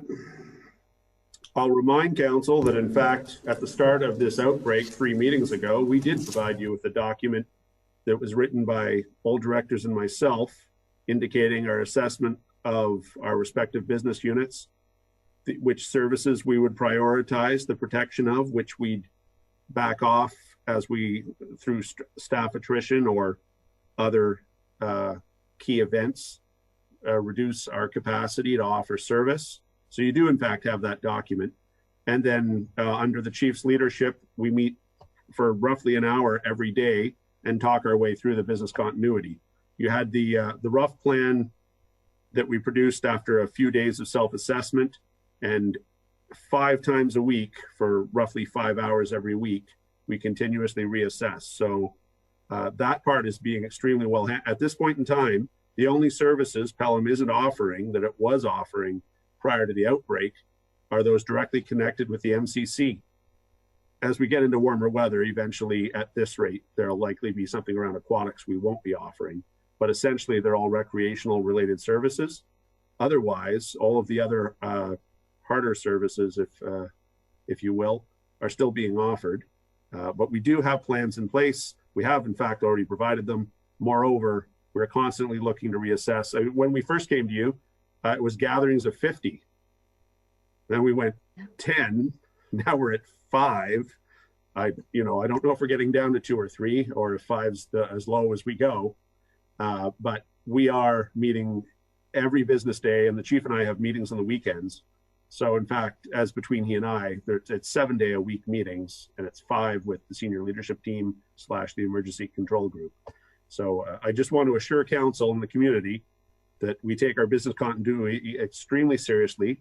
I'll be able to, there's part of it we're going to discuss when we're in closed session, a related component of that, but we are in constantly self-assessing and reassessing as the situation changes. Yeah, if I could build on that a little bit, is it the unfortunate, like I said in the beginning of this, we're in uncharted waters. We have, nobody has been down this road before. This is changing by the hour. I participate in a minimum of 3 teleconferences a day with the region, the province, and the municipality, some days 4, 7 days a week. And we're constantly, and just this week, the province reduced their essential list from 74 to 44. And that right there has an impact on our business continuity. Our building department, they're no longer, new construction can no longer carry forth.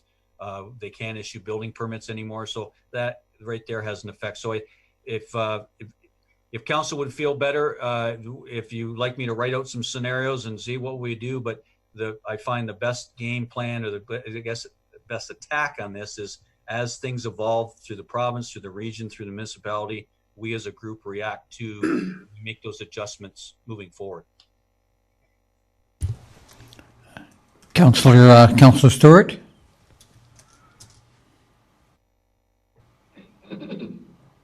Yes, I've got 2 questions. You said that the compliance line is now set up to connect with bylaws and the police. Are you able to give us that number so we can pass it on to our constituents?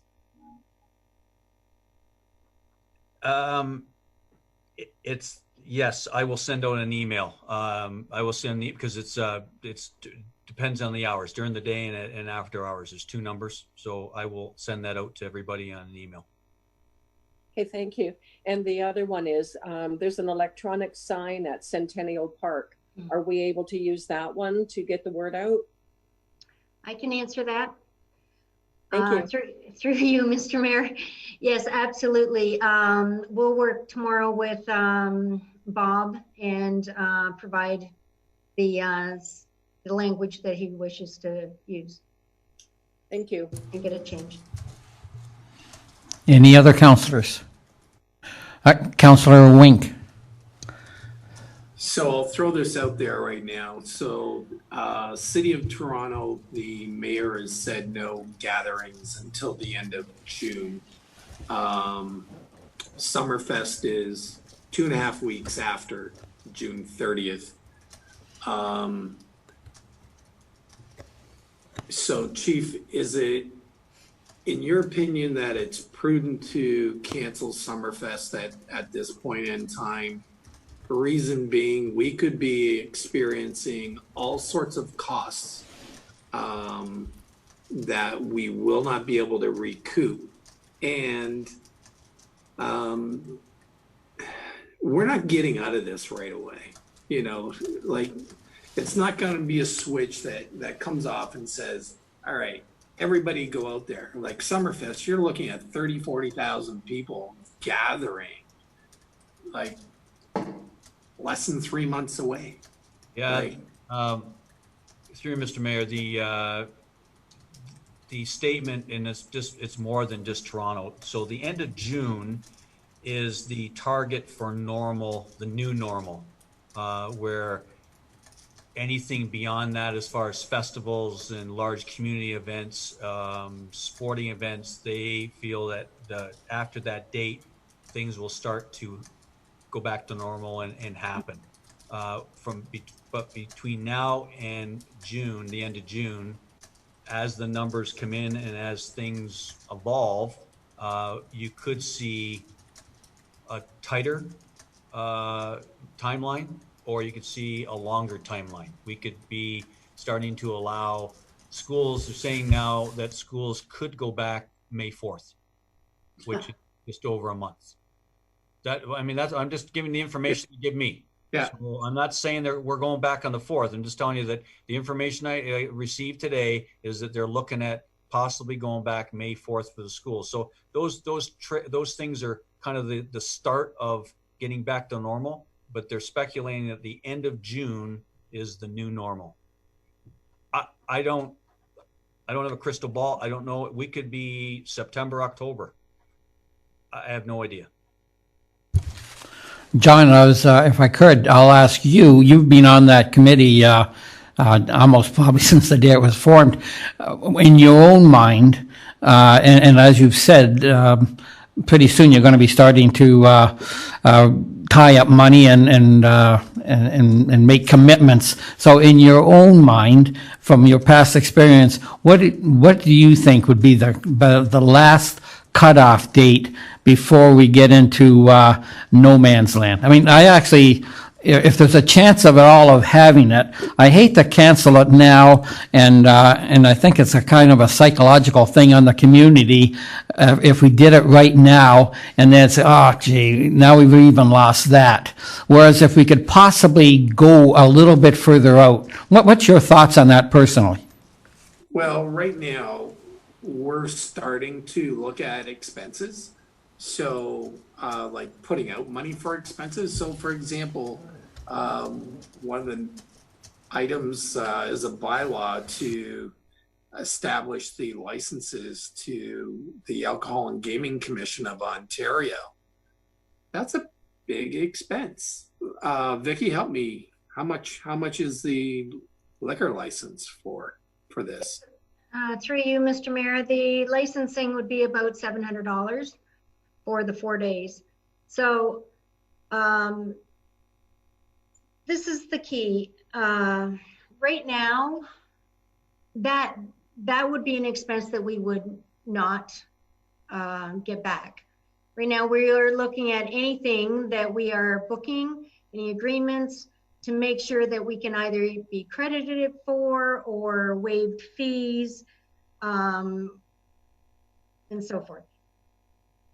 Right now, through Provincial Festivals and Events Ontario, they are canceling, as Bob said, up to the end of May, and now we're looking at mid-June, and it's rising to, it could be up to June 30th by the end of the week. In time, yes, I can see that we may have to cancel Summerfest, Canada Day, and so forth. And that time may come. And even if the schools go back in May, who knows? And there is an opportunity to continue with a Summerfest. It will never be the Summerfest that we all know. Because, well, one main reason is because we rely on sponsorships. We have a very generous community. And through this time, I can't imagine getting the sponsorships that we normally do. So it would be downsized enormously. But on the other hand, you don't want to just pull everything and lose hope as well. The time may come that we have to, but at this point, I would say it's premature. So Vicki, how long does it take to get a liquor license? Through you, Mr. Mayor, this specific liquor license, it's a festival license. So that allows, if the restaurants reopen, it would be a happy day, and that would allow alcohol to go in and out on the street and back into their establishments. What they do is they extend their license as well. And that's what the agreements are about. So by not applying now, it takes 60 days. I'm sorry, Bob, it takes 60 days. That's the answer. Thank you, Vicki. But if we don't get our application in queue, you will never get it because everyone else around would be asking for the same thing. Right. So that's why we apply so early. We get the agreements all done. The restaurants, they do their what they need to do to make it happen. It doesn't happen overnight. It doesn't happen in a month. You need 60 my recommendation at this point is that if you could give, if we could wait at least 10 days, if the numbers continue to go down every day, then they'll start to, province-wide, they'll start to look at things and they'll start to make some speculations. And I think, you know, the school back in May is pretty early. But who knows? Who knows what Ford will do and that. But I would think the next 10 days are really going to give us an idea of which direction we're going in. And Councilor Wink? So may I suggest that we revisit this again at our next council meeting in 2 weeks? Yeah, that sounds like the prudent thing to do. Excellent. Thank you. And Councilor Hildebrand, you're on. Through you, Mr. Mayor, I'd like to compliment both the fire chief and our public works director for the excellent job they're doing of having individual workers and trucks and keeping everybody safe in our community. The problem I have, I got a receipt and I actually saw these guys. The regional workers are taking down snow fences. They had a couple trucks with at least a half dozen workers, and they were all working in crowds, pulling out their poles and pulling up the snow fence. They're setting a bad example for the region, and I was hoping the fire chief could contact the region to make sure that they're addressing the same things we're addressing. Because here we are doing a great job and the regional workers aren't abiding by the same rules. Through you, Mr. Mayor, question, can you give me an approximate day that you witnessed this? I'll have to get you that information, yeah, I will. Because one of the, through Mr. Mayor, I meet with the region, I'm part of their EOC also, and I meet with them daily, and they talk about, they're down to single man trucks. That's what they've stated in their EOC, that they have made, Ron Tripp made that statement, they have adjusted all their vehicles to be single man trucks. So I can verify that for you. Yeah, this was last week, so I'm not sure whether the change was made at the region at the same time we made our change. Well, I'm not sure when the rules changed. That's the problem I'm having. But I will contact the resident and get the information what date it occurred. Well, well, through Mr. Mayor, I don't think, you don't, unless you want to, but if you just leave it with me. I'll just leave it with you. Because they might have started it yesterday, the process. So let me get a firm answer for you, and then I'll send it to you. No, as long as they've agreed to do the same process we're doing, that's all I'm asking for. Yep. Any other comments on the chief's report before we move on to the treasurer's? Not seen any. Thank you for the report, Chief, and for the answers to all of our questions today. Thank you. And we will now move on to, I believe it's the treasurer, her report on the C-19 report. Thank you. Through you, Mr. Mayor, I'd like to report on the financial impact of the COVID-19. So the senior staff, we have reviewed the 2020 budgets, and we've identified some budget lines where costs can be deferred and postponed to save some dollars. Additional costs have been incurred to date, and we are tracking all those costs separately. So some of those costs include extra clean supplies, additional costs for staffing, including bylaw, cleaning, and information technology, additional laptops for staff to work at home, and a new server to support access from home. Also, Council has approved the write-off of interest and penalties for taxes and water, wastewater for the month of April. We have a loss of revenue at the Meridian Community Center.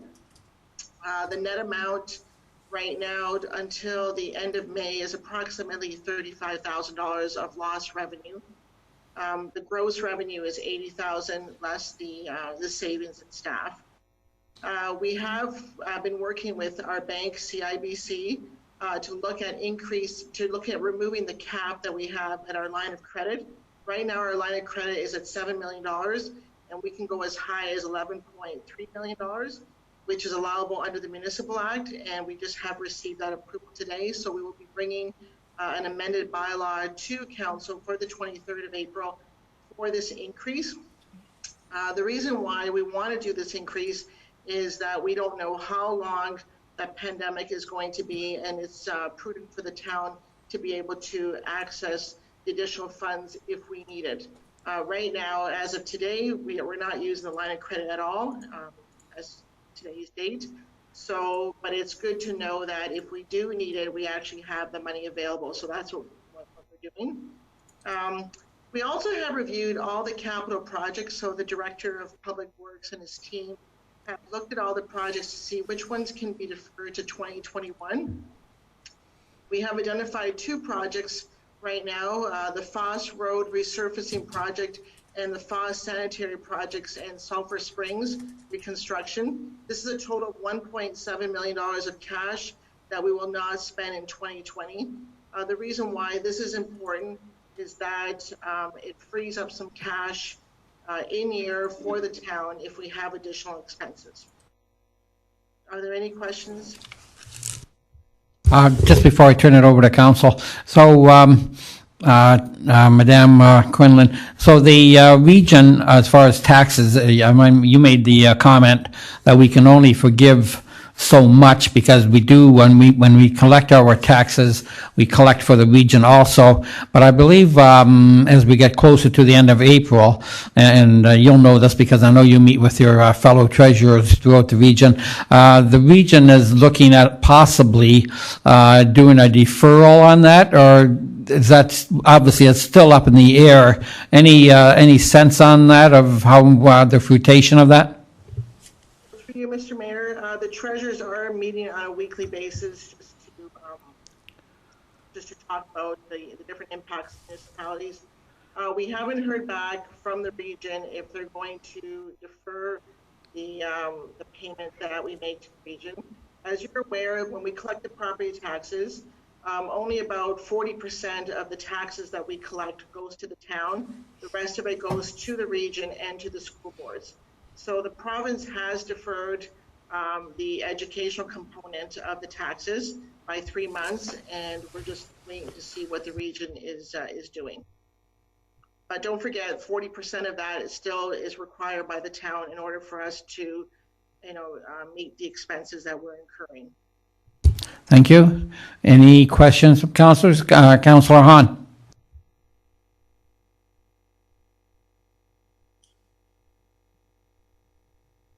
To turn on your. Sorry, we can't hear you, Lisa.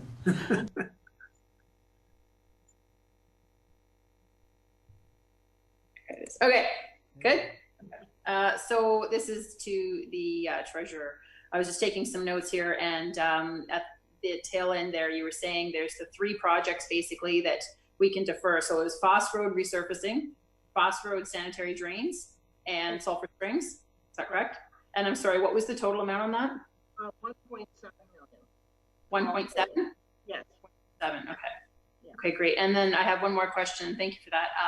And this question is to the mayor. So as you're also a regional councillor, can you speak to, I guess, the intervals or what the plan is regarding meetings at the region? Are the regional councillors still meeting, and plans, I guess, for making taking some action with regards to COVID and such? I mean, so far I've heard just of the $40,000 expenditure on that campaign to stay at home, but is there anything else that you can speak to? So as far as the meetings go, we're thinking of setting exactly what we have here up at the region. They're just this, I guess, end of last week, I had to do some speed tests on my internet to make sure that it was capable. And right now my internet is capable of, if they did do a pigeon, perhaps. But they got to do a little rebuild on my internet. I don't know how we're going to get around that. But once they find out what everybody's internet is capable of, this is exactly what we're hoping to hook up at the region. As far as more advertising, we are going to, we had very good feedback on the robocalls. So by tomorrow, I think at 12:30, Mark and I have to sit down and get another message prepared. What's today? So Tuesday. So probably by the end of the week, they're going to send out more robocalls.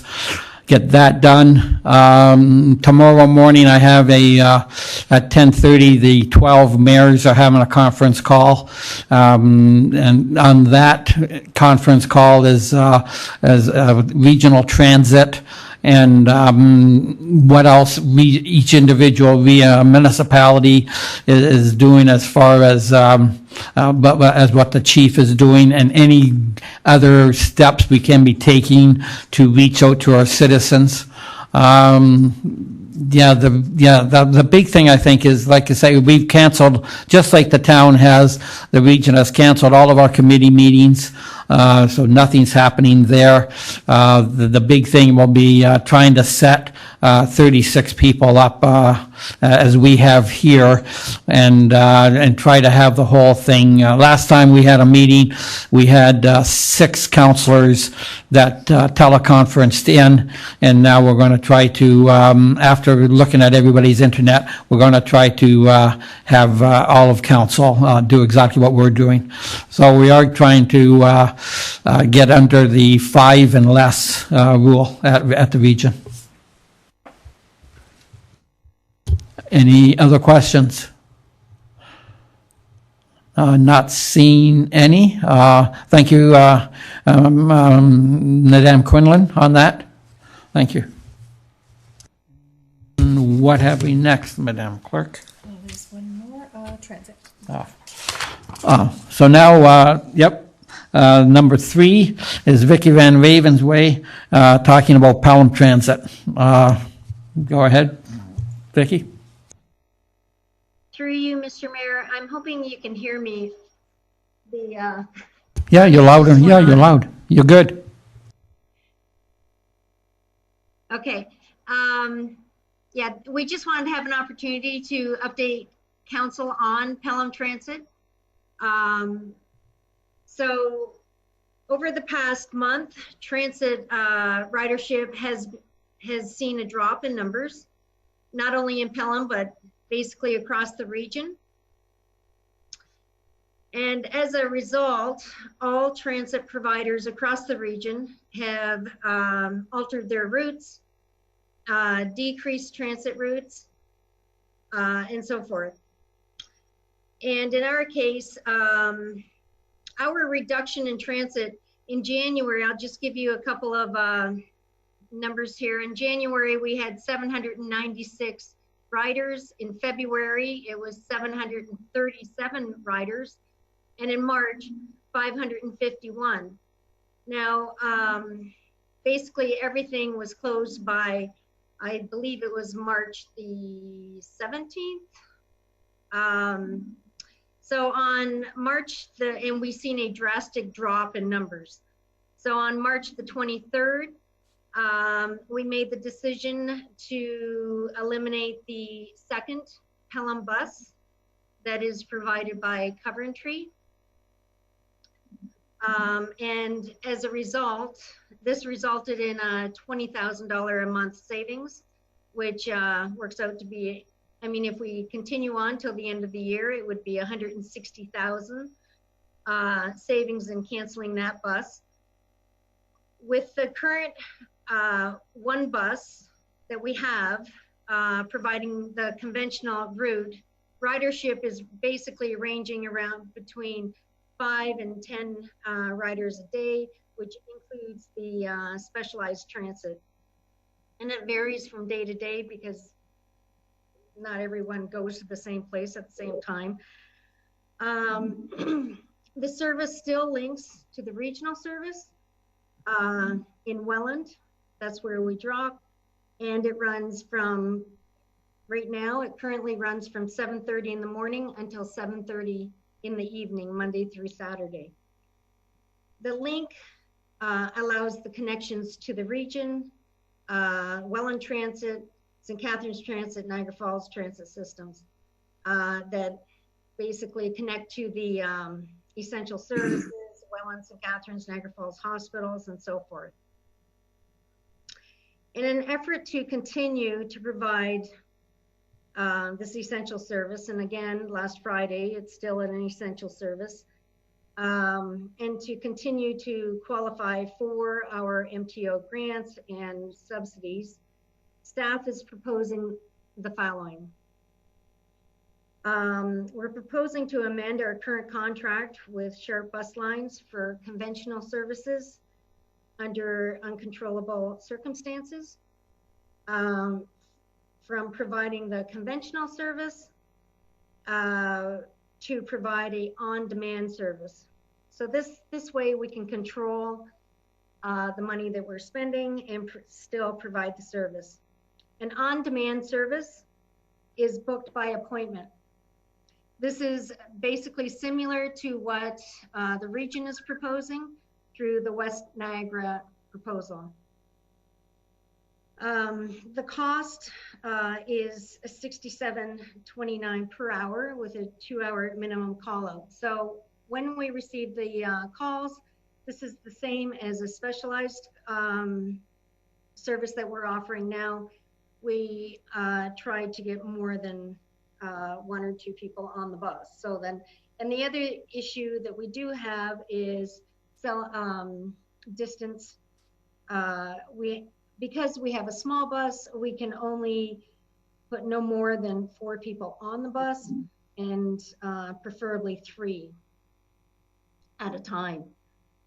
The proposed on-demand service will provide both the specialized and non-specialized on the same bus. So it would be the Pelham bus, which is totally accessible, would be used for this service, therefore resulting in compliance with the MTO standards. Staff would have the ability to schedule the rides at the same time, resulting in no additional costs. This on-demand service, we would propose that it would begin in a week. We would have to give the provider 48 hours, which that's what we give them now for any specialized on-demand rides. So if we began the service Tuesday, April the 14th, it would give us time to send out social media and promote the service, as well as make sure the ridership now knows to call in for their rides. And the rides, if they know that they work Monday, Tuesday, their schedule, they would just call in for the same ride once, and it's booked. It isn't like they have to call every day. With this change, the estimated cost savings a year would be $52,000. So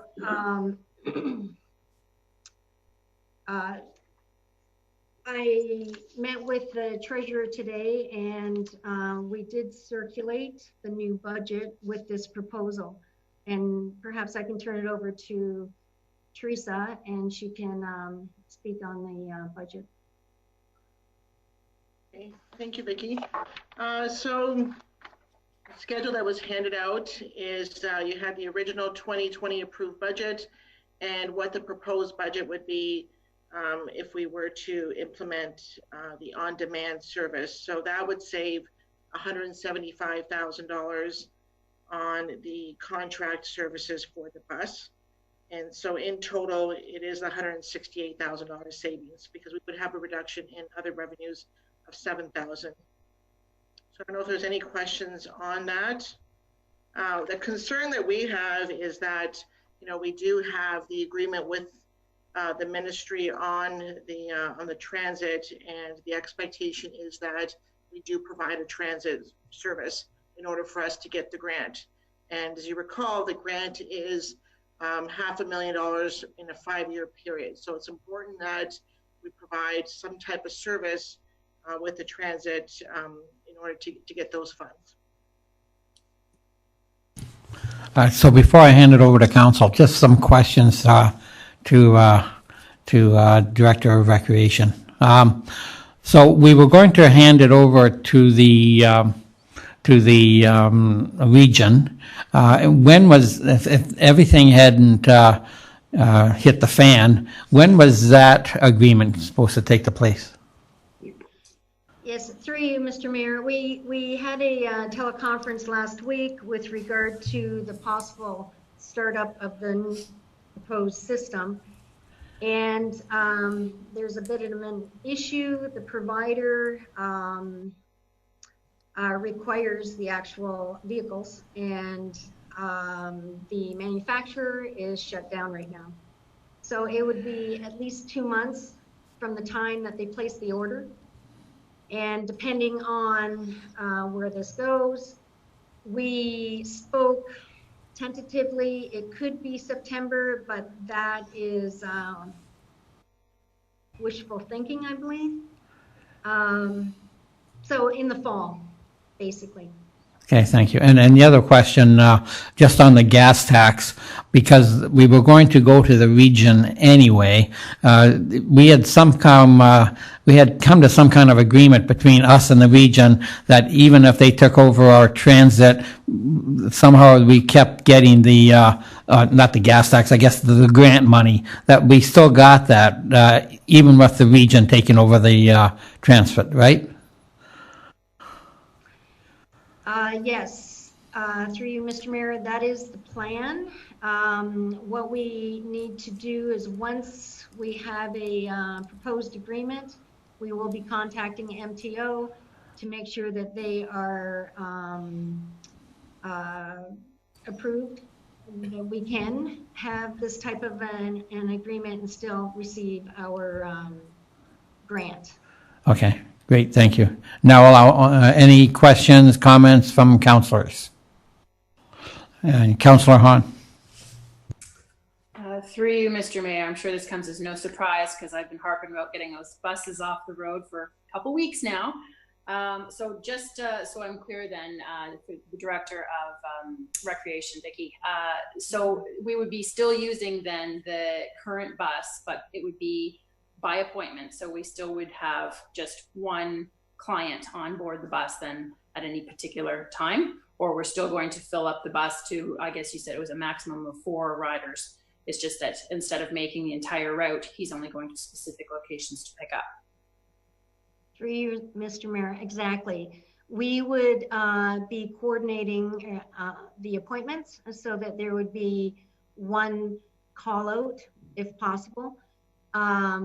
Basically, normally what happens on a on-demand, which we do offer now, we would pick up the client would need to go to the bank or to the drugstore or wherever, and the bus would wait and take them back, or they would pick up, actually prior to COVID-19, we would pick up up to 4 or 5 clients along the route and drop them all off at their particular rides or destinations.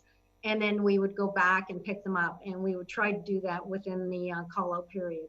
So it's very efficient.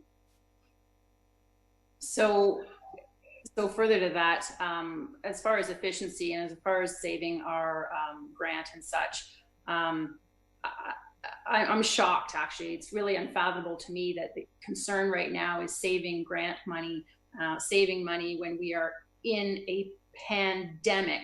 We've declared a state of emergency, and still it's coming down to the dollars and cents of making sure we have a bus, because we need to please MTO at this point in time. I would hope it's only a matter of time until our province makes a decision that will restrict small towns like ourselves from having transit. It is, according to your current ridership numbers that you just provided, we're looking at 5 plus, I guess, specialized, so a maximum of 10 per day, folks that are using it. And we know at this point, it's very unlikely they're using it to go to doctor's appointments. As we know, doctor's appointments have, their offices have long been closed. We also know that we have a myriad of services that we can have delivered to our homes, from groceries to pharmaceuticals to even hardware store supplies. Home Depots and such will deliver. So whatever it is that somebody requires can be delivered for the most part. And if they can't afford the delivery fee, we have kind people, a group that we know of as the Pelham Support Network, who will volunteer to do those deliveries for free for people who are in desperate need of essentials.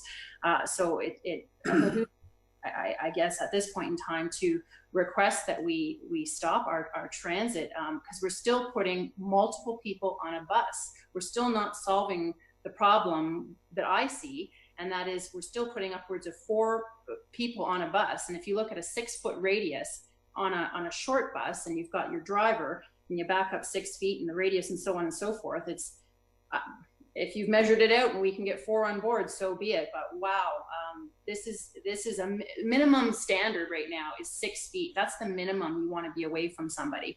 That's not the maximum. That's the minimum. There's definitely within the medical community and scientific community, they're talking that probably 10 would even be more ideal.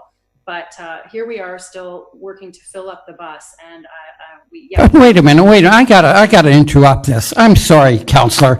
We are not running the service so we can use the grant money up. We are running the service because the neediest people in this town that do not have the privilege of having a car, that do not have a license, they are using our service.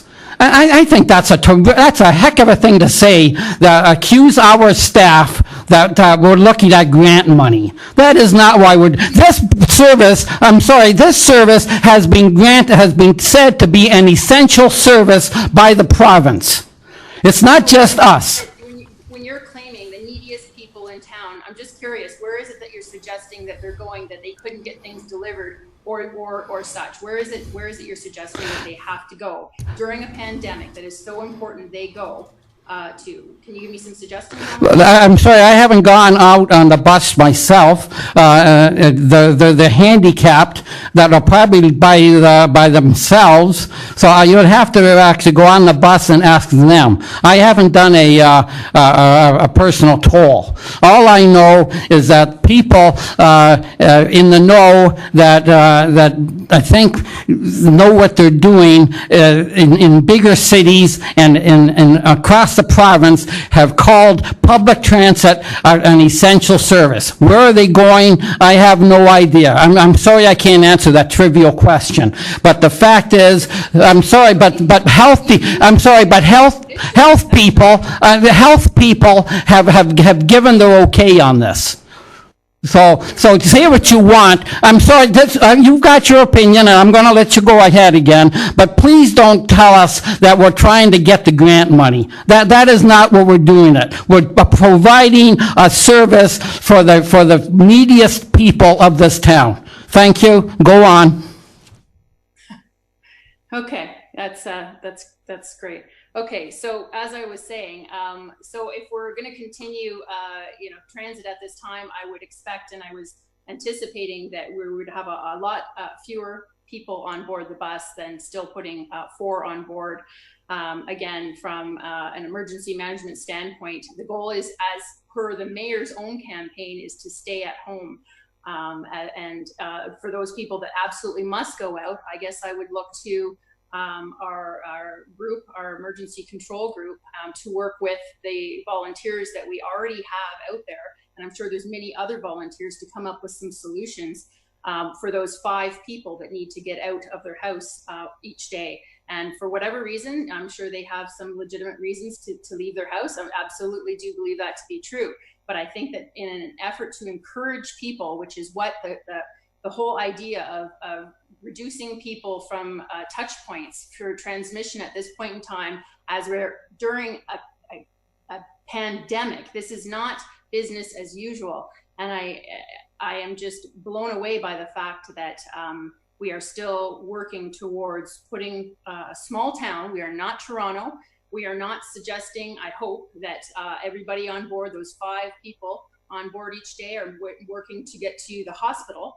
I asked earlier today the director of recreation how long it would take an individual to get from Fenwick to the Welland Hospital. You're looking at an hour and a half. And so it's doubtful that we're looking at probably a nurse that's going to be standing out waiting for her bus and several connections to get there. Is it possible? Yes. Is it probable? No. Same thing would go with from Fenwick to the St. Catharines Hospital. We're looking up upwards, I think, of maximum there of 2 hours and 2 hours and a half, I think, is something like that is what we provided. So again, is it probable that it's a nurse that's waiting to get to the hospital? Or are we preventing a nurse to get to the hospital? It's possible. Is it probable? No. So I would be looking to put forward a motion to immediately cease transit during this COVID-19 pandemic, and recommend that our control group work with our community volunteer groups to provide necessary transport to this very small group of people that are in dire need of transport. Thank you, Councillor. Any other comments or questions from any councillors? Councillor Hildebrand. Through you, Mr. Mayor, to the Director of Recreation. Is it possible we can, with this call-in service that you're recommending, obviously they call in to say where they want to be picked up from. Do you also record where they're being delivered to? And the second question I have on that is, do we have notices on the bus, on the system, indicating, proper seating, proper distancing, and all those types of things? Mr. Mayor, absolutely. We have the notices, as well as the bus gets cleaned, sanitized every hour and a half, or between riders. As well, one thing that has come up that I didn't have a chance to mention as well is at this time there's no carpooling as well, which has limited. We used to always have the neighbor driving the other, neighbor around to get to where they need to go, and that's not allowed now either. It's basically whoever you live with is allowed. So yes, we do keep the riders at a distance, and by going this route, this is an opportunity to also control how many are getting on the bus and where they're going.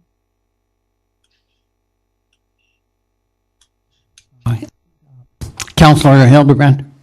Through you, Mr. Mayor, do you actually keep that as a record? So as we go down the road,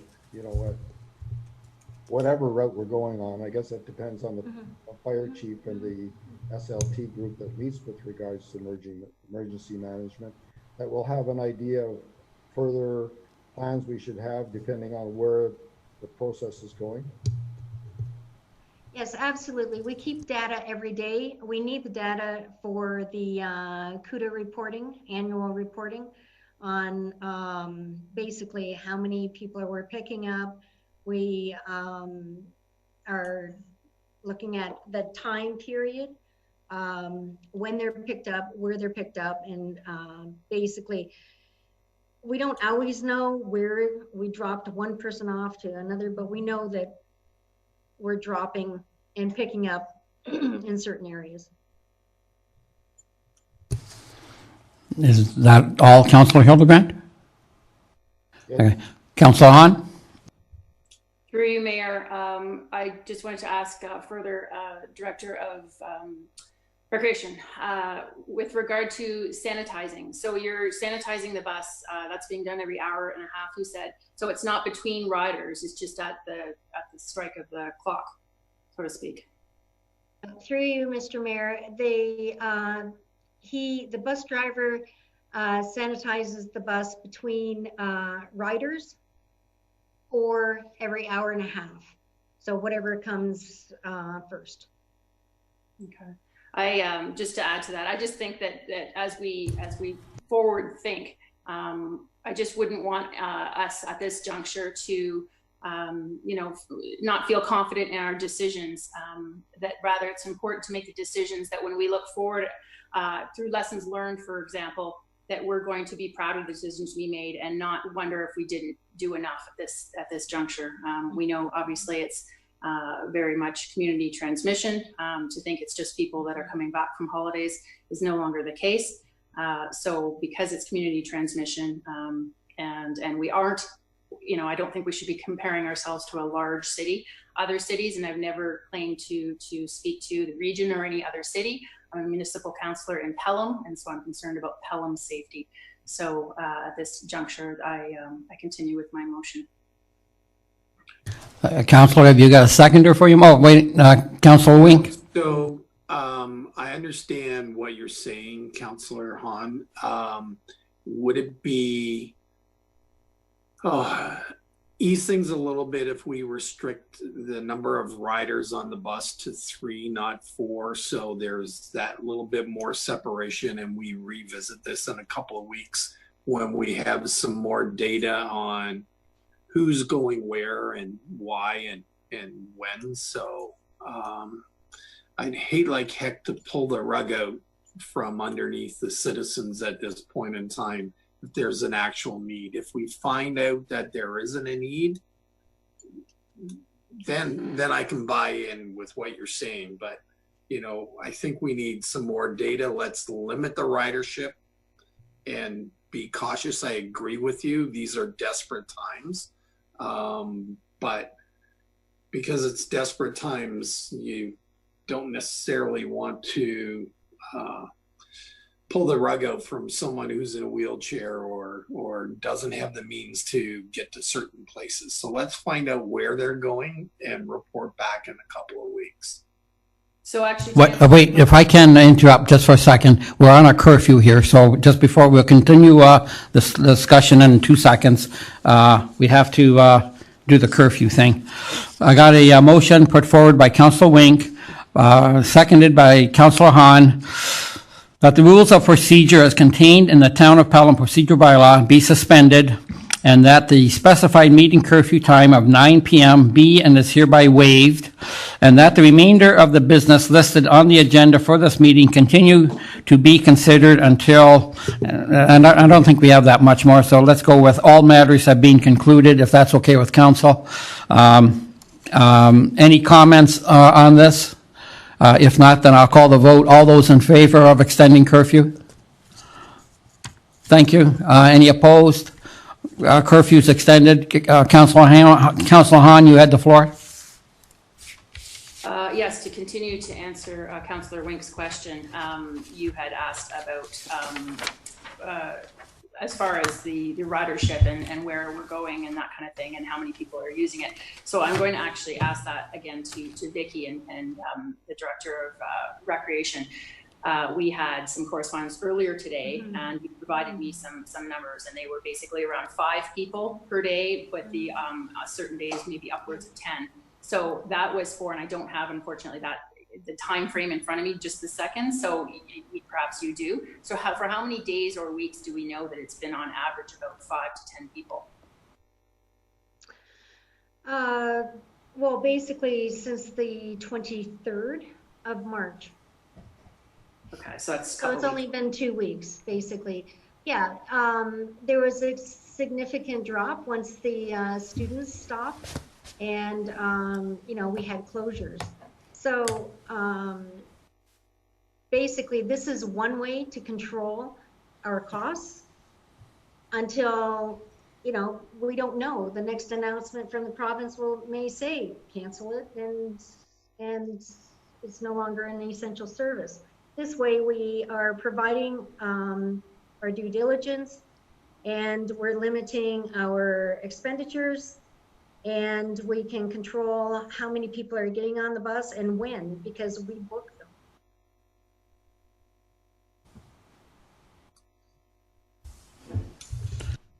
Councillor Hildebrand.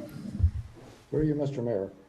I support Councillor Hahn's motion as well as Councillor Wink's suggestion that possibly over the next week or two, we gather the data and then finalize the decision. I agree. We don't want to spread the virus around the town. And I think the bus is not the ideal way of transporting people. However, I know that people depend on it, but if we could get some more information of where the pickup and delivery is, and we can possibly come up with another alternative, that's what I would be in favor of. Thank you, Councillor Hildebrand. Any other questions, comments? Councillor Stewart? Could we possibly add signage to the buses to explain to any of the current riders what the alternatives are for them rather than going out? You know, as far as calling the drugstore, calling the grocery store, and having a friend or a neighbor pick up. I know we needed a prescription last week, and the drugstore didn't even want us to come to the store to get it. Yeah. Not even front door service. So like, there's really no need to go to the drugstore. They will bring it to you, no charge. And, you know, if we can get the signage out on the buses for the people that use it to explain the availability of all the options they have, that might help. Director, is that possible? That is not an issue. In fact, if we go with this system, number one, we will save costs immediately, and we will be speaking to each rider to let them know. Now, right now, I know that I would believe that most of the riders that we have, they are going to work, and we're picking them up from work. I know that there is at least one or two a week that we're bringing in from Welland, and they're going to look out. Vicky, can I make a suggestion? Yes. I would suggest, if you're going to do this, I would recommend that you screen them before you let them on. So we have that employee screen questionnaire, and there's that driver, whoever, should be screening every person before he lets them on. And if he gets a yes to anything, they don't get on the bus. Actually, we already have a sign on the bus as they come in, and the driver is asking. Yeah, it's good because the sign is on the door before the door opens. But it's critical that they actually engage in a conversation, because I went to the bank this week, the Royal Bank, and I had to answer a whole bunch of questions before they let me in the bank. I went to the liquor store yesterday. That's the first time I went there in a month, but I went there yesterday and I had to answer a whole bunch of questions before they let me in the front door. So I think it'd be prudent that our bus drivers, if we're going to let people on the bus, that they answer the questions. Thank you, Chief, and I commend you that was only once a month that you go to the liquor store. Thank you. And if we're done the discussion, Councillor Hahn, you have a motion. Do you want to proceed with that motion? I do. Okay, and do you have a seconder for that motion? I see Councillor Hildebrand. I made an amendment to that motion, though. And the amendment being? Well, not to cancel it immediately, but to gather some data and make sure, like the fire chief indicated, that we have the questions and a sign like Councillor Stewart mentioned placed on the bus indicating the options for these bus riders. I'll go back to Councillor Hahn to see if she will accept that amendment, first of all. So I guess my point is to reduce the number of people that are on board a bus touching several surfaces, and that we can't guarantee, even if somebody is wiping it down, that it's sanitized, as well as the fact that it's a minimum of 6 feet. And we're right probably on the line there. So it's getting less people on that bus, and I don't see how that will be achieved. So no. Okay, so if, so that amendment, I want to get back to the clerk. So can Lisa, being the mover, she can, I'm sorry, Councillor Hahn can reject that amendment? Through you, Mr. Mayor, right now, I don't have a seconder for the motion. I just would like to clarify to the members of council what the motion, as I understood it from the councillor, is. It's a motion to immediately cease the transit, Pelham Transit during this COVID-19 pandemic, and that the control group work with the community to provide transportation to the people in need. That was the motion that was stated by the councillor. To work with our community volunteer groups to devise a plan to provide necessary transport for that small group of people, which is about 5 to 10 people per day that need to, dire need to get from A to B. So be it, absolutely. But there has to be another way. There has to be a better way. Okay, thank you. So you're looking for a seconder for the motion then? So is there a seconder for Councillor Hahn's motion? Okay, Councillor Hildebrand. I thought, through you, Mr. Mayor, I was making an amendment to that motion, and that would be voted on first. I'll go back to the clerk. So we have a motion on the floor. It needs to be, in order for it to be on the floor to be amended, it needs to be seconded. So now, if you're seconding the motion of the councillor, it's on the floor and open for amendment. Okay, Councillor Hildebrand. I will second the motion then. Okay, thank you. So discussion on the motion on the floor. Any discussion? Councillor Hildebrand. Per the discussion that we've had, and per the comments made by Councillor Wink and Councillor Stewart, I think pulling it immediately, I would like to delay that till the next couple of weeks. And the second thing, I'd like to post a notice on the bus for alternatives. I'd like to make sure we find out we know where the pickup is and delivery points are, so we can analyze that data. And then in 2 weeks, we'll review where we're at. Okay, does he need a seconder? He does. Yes, you need a seconder on that amendment.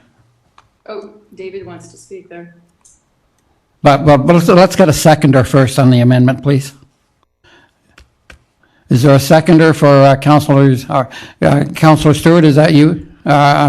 You're a seconder? Okay, thank you. And Mr. CAO, comments?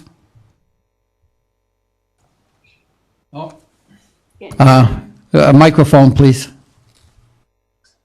Nope, can't hear you. Hello? Yep, there you go. Grips for the win.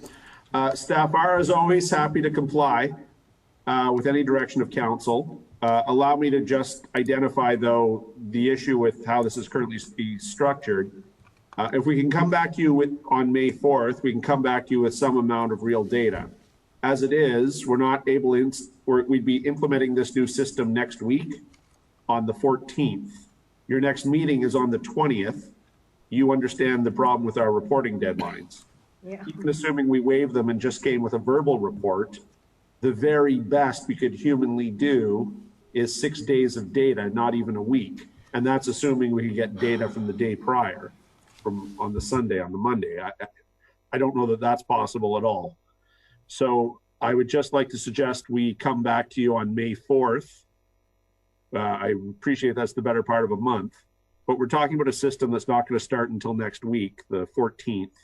And we could have 2 weeks of data that takes you to the 28th. And then on the 4th, we could report to you and you could make a decision then based on some actual data, a couple of weeks of it. Thank you for that. That seems kind of convoluted if we vote for the motion and the motion gets put through, then we won't have to worry about that anyway, I guess. Anyway, so first of all, on the amendment that we now have a seconder for, on the amendment put forward by Councillor Hildebrand, is there any discussion or questions? Does everyone understand the amendment? Through you, Mr. Clerk, Mr. Mayor, the clerk needs to understand if it's April 2nd or April 20th or May the 4th, please. Councillor, did you have a date? Are you willing to go with the CAO on that or not? Yes, Mr. Mayor. May I speak to one other issue? Yes, you may. Go ahead. The region comes down with another ruling that bus services is canceled. Yeah. I hope that just is an automatic process that occurs through the town municipal office. Is that correct? Yeah. Yes. Yes, sir, it is. We followed all. You just turned your mic off. You just turned the mic off, sir. You're waving your hands too much.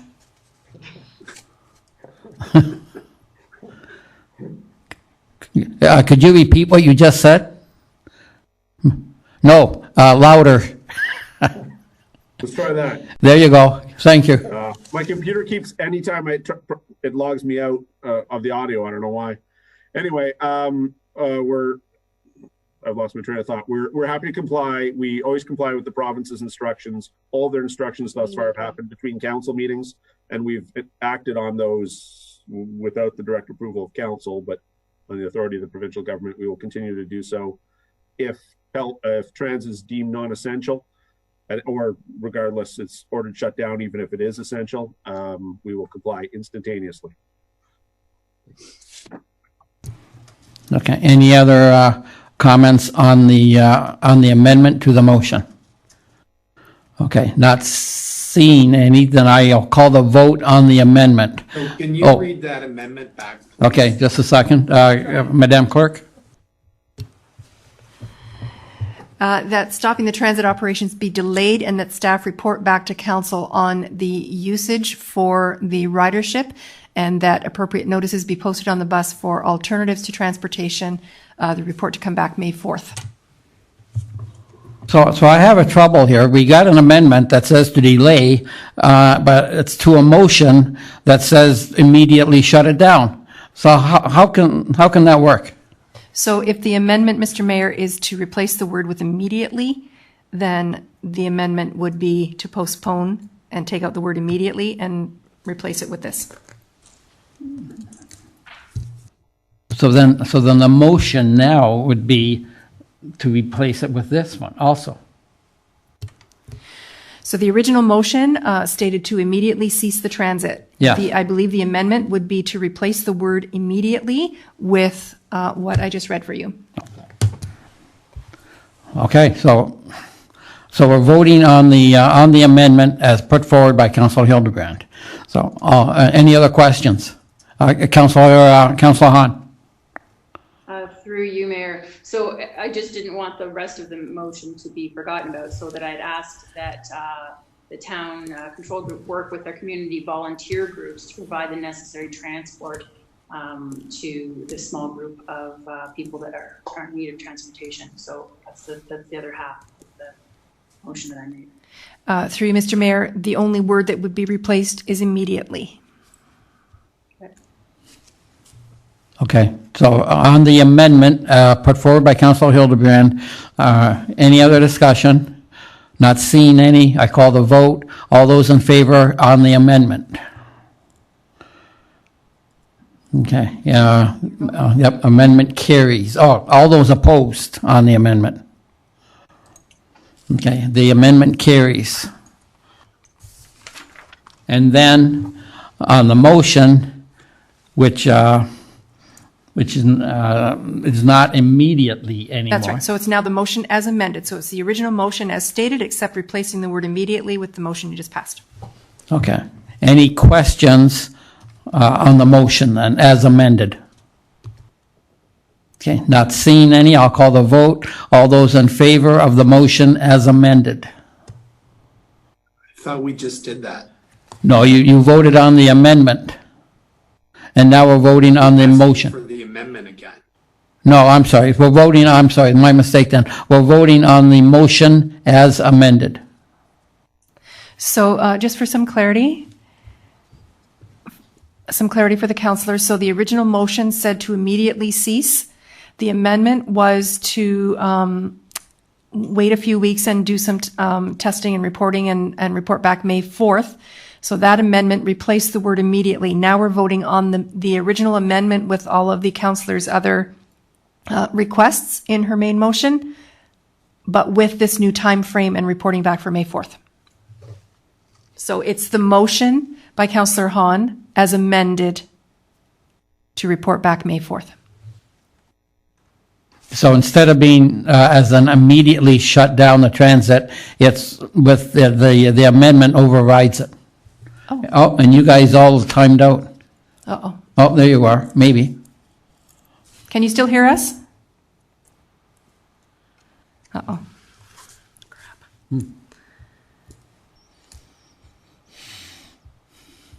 If you can hear us, we can't hear or see you. The clerk is working on it.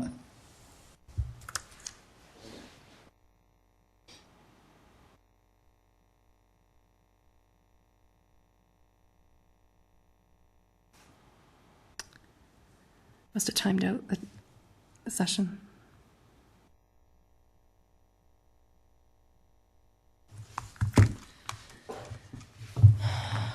Crap.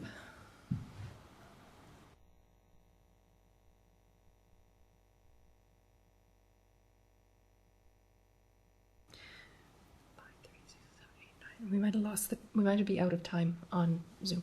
Oh, really?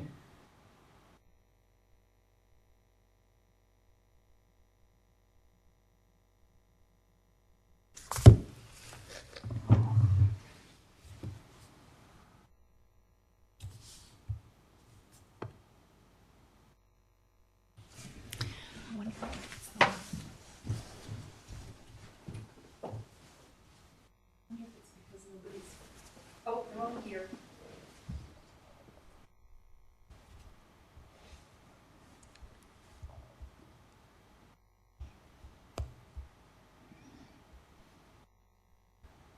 I think it's because this screen was,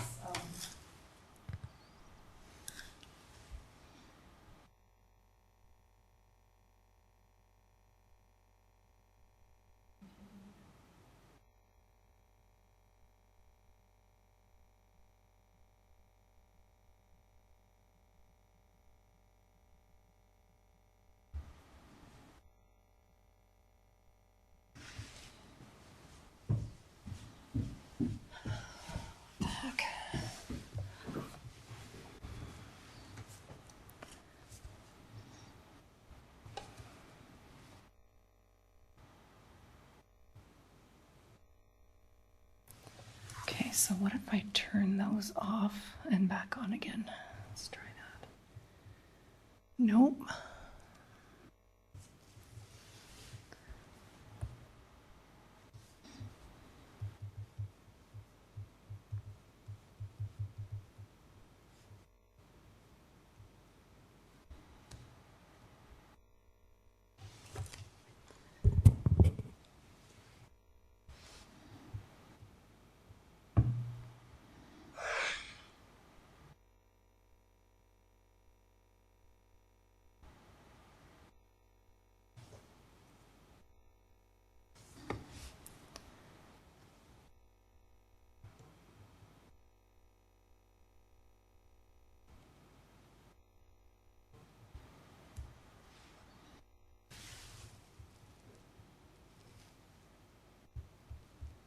What are you thinking? No, I think I got it. No? You're doing your magic? Yeah, with Mike.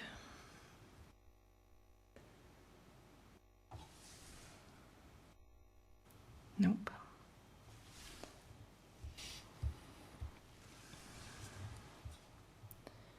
Wait for a minute.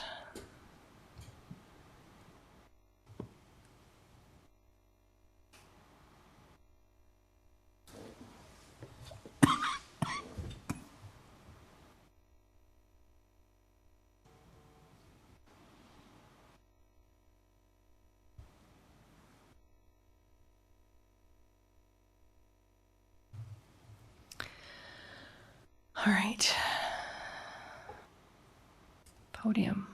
Oh, what was that? That's us. Oh, there we go. Perfect. Okay, hello everyone. Sorry about that. We got it. Okay, we're back. So we are voting on the motion. We voted on the amendment, passed the amendment. Now we're voting on the motion. As amended. As amended. Any questions or comments on the motion as amended before us now? Is that Councillor Stewart?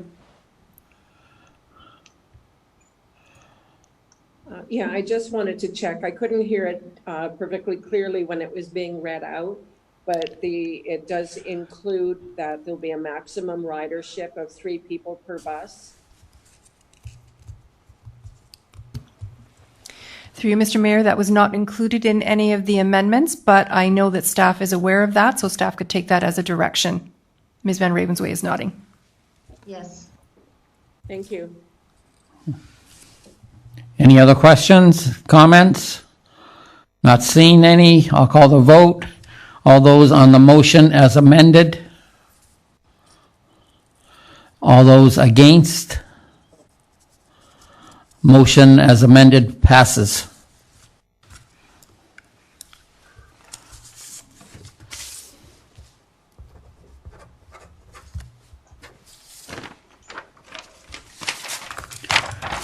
Okay, next we have a motion put forward by Councillor Wink, seconded by Councillor Stewart. Presentation and consideration of bylaws. Be resolved that the council of the town of Pelham, having given due consideration to the following bylaws, do now read a first, second, and third time and do pass same, and that the mayor and clerk be and are hereby authorized to sign and seal the bylaws. Excuse me. Bylaw 1, Bylaw 4218-2020, being a bylaw to authorize the mayor and clerk to enter into agreements with 5 establishments licensed by the Alcohol and Gaming Commission of Ontario that are situated within the Summerfest licensed area. Those establishments being namely the Butcher and Banker Fond Hill Inc., Root and Bone 1856 Social Limited, OA Hillfire Smoke and Barbecue, Gelato Village and Cane and Cattle Beer Works, for the purposes of obtaining a special occasion permit for the Summerfest event to be held on Friday, July 17th and Saturday, July 18th, 2020, and to repeal bylaw number 4095-2019. Second, bylaw 4220-2020, being a bylaw to amend zoning bylaw 1136-1987 as amended for lands located on the south side of Quaker Road, west of Kevin Drive, municipally known as 1084 Quaker Road, Town of Pelham, Regional Municipality of Niagara, by changing the zoning from the R1-26 Residential 126 zone to the R1-298 Residential 1-298 zone. Town of Pelham, file number AM-01-20, bylaw 4221-2020, being a bylaw to establish an administrative monetary penalty system for non-parking related offenses and to amend all bylaws referenced in Schedule A. Bylaw 4222-2020, being a bylaw to amend Environmental Protection Bylaw 3357-2013 to prohibiting and regulating the placing or dumping of fill within Pelham. Bylaw 4223-2020, being a bylaw to regulate open-air burning in the town of Pelham and to repeal and replace bylaw number 3160-2010. Any questions, comments about any of the preceding bylaws? Not seen. Councilor Hildebrand.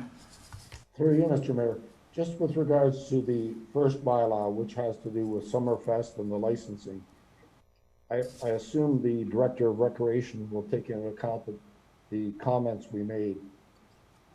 I'm prepared to approve all these bylaws, but realizing the schedule and the time that we're in. Yeah? Yes. Yes. Okay. Any other comments, questions? Okay, I'll call the vote. All those in favor? All those opposed? Motion carries. I can't hear Bob at all. I don't know what it is. Yeah, we'll work on his computer. Through you, Mr. Mayor, the motion to receive the verbal reports on the COVID-19 was not voted on. We went to the motion with regard to transit. So if you could just read that one into the record, please. Okay, sorry, Call the vote. my fault. So we have a motion put forward by Councillor Stewart, seconded by Councillor Hildebrand. Be it resolved that council receive the following verbal presentations regarding the impacts on the town of Pelham from COVID-19 for information from Chief Limburner, Community Emergency Management Coordinator, Teresa Quinlan, Financial Impacts, and Vicky Van Ravensway, Pelham Transit. Any questions on these verbal reports? Not seeing any, I'll ask for the vote. All those in favor of receiving? And any opposed? Thank you. Motion carries. Thank you. Now let's go to closed session. Motion put forward by Councillor Hahn, seconded by Councillor Stewart. Be it resolved that the next portion of the meeting be closed to the public in order to consider matters under Section 239 of the Municipal Act as follows. Section 239 2D, Labor Relations or Employee Negotiations, one item. Any comments on this motion? Not seeing any, I'll call it. All those in favor? Thank you. Any opposed? Oh, motion carries. So members of council, I just need to take off the live stream and the recording, and then we will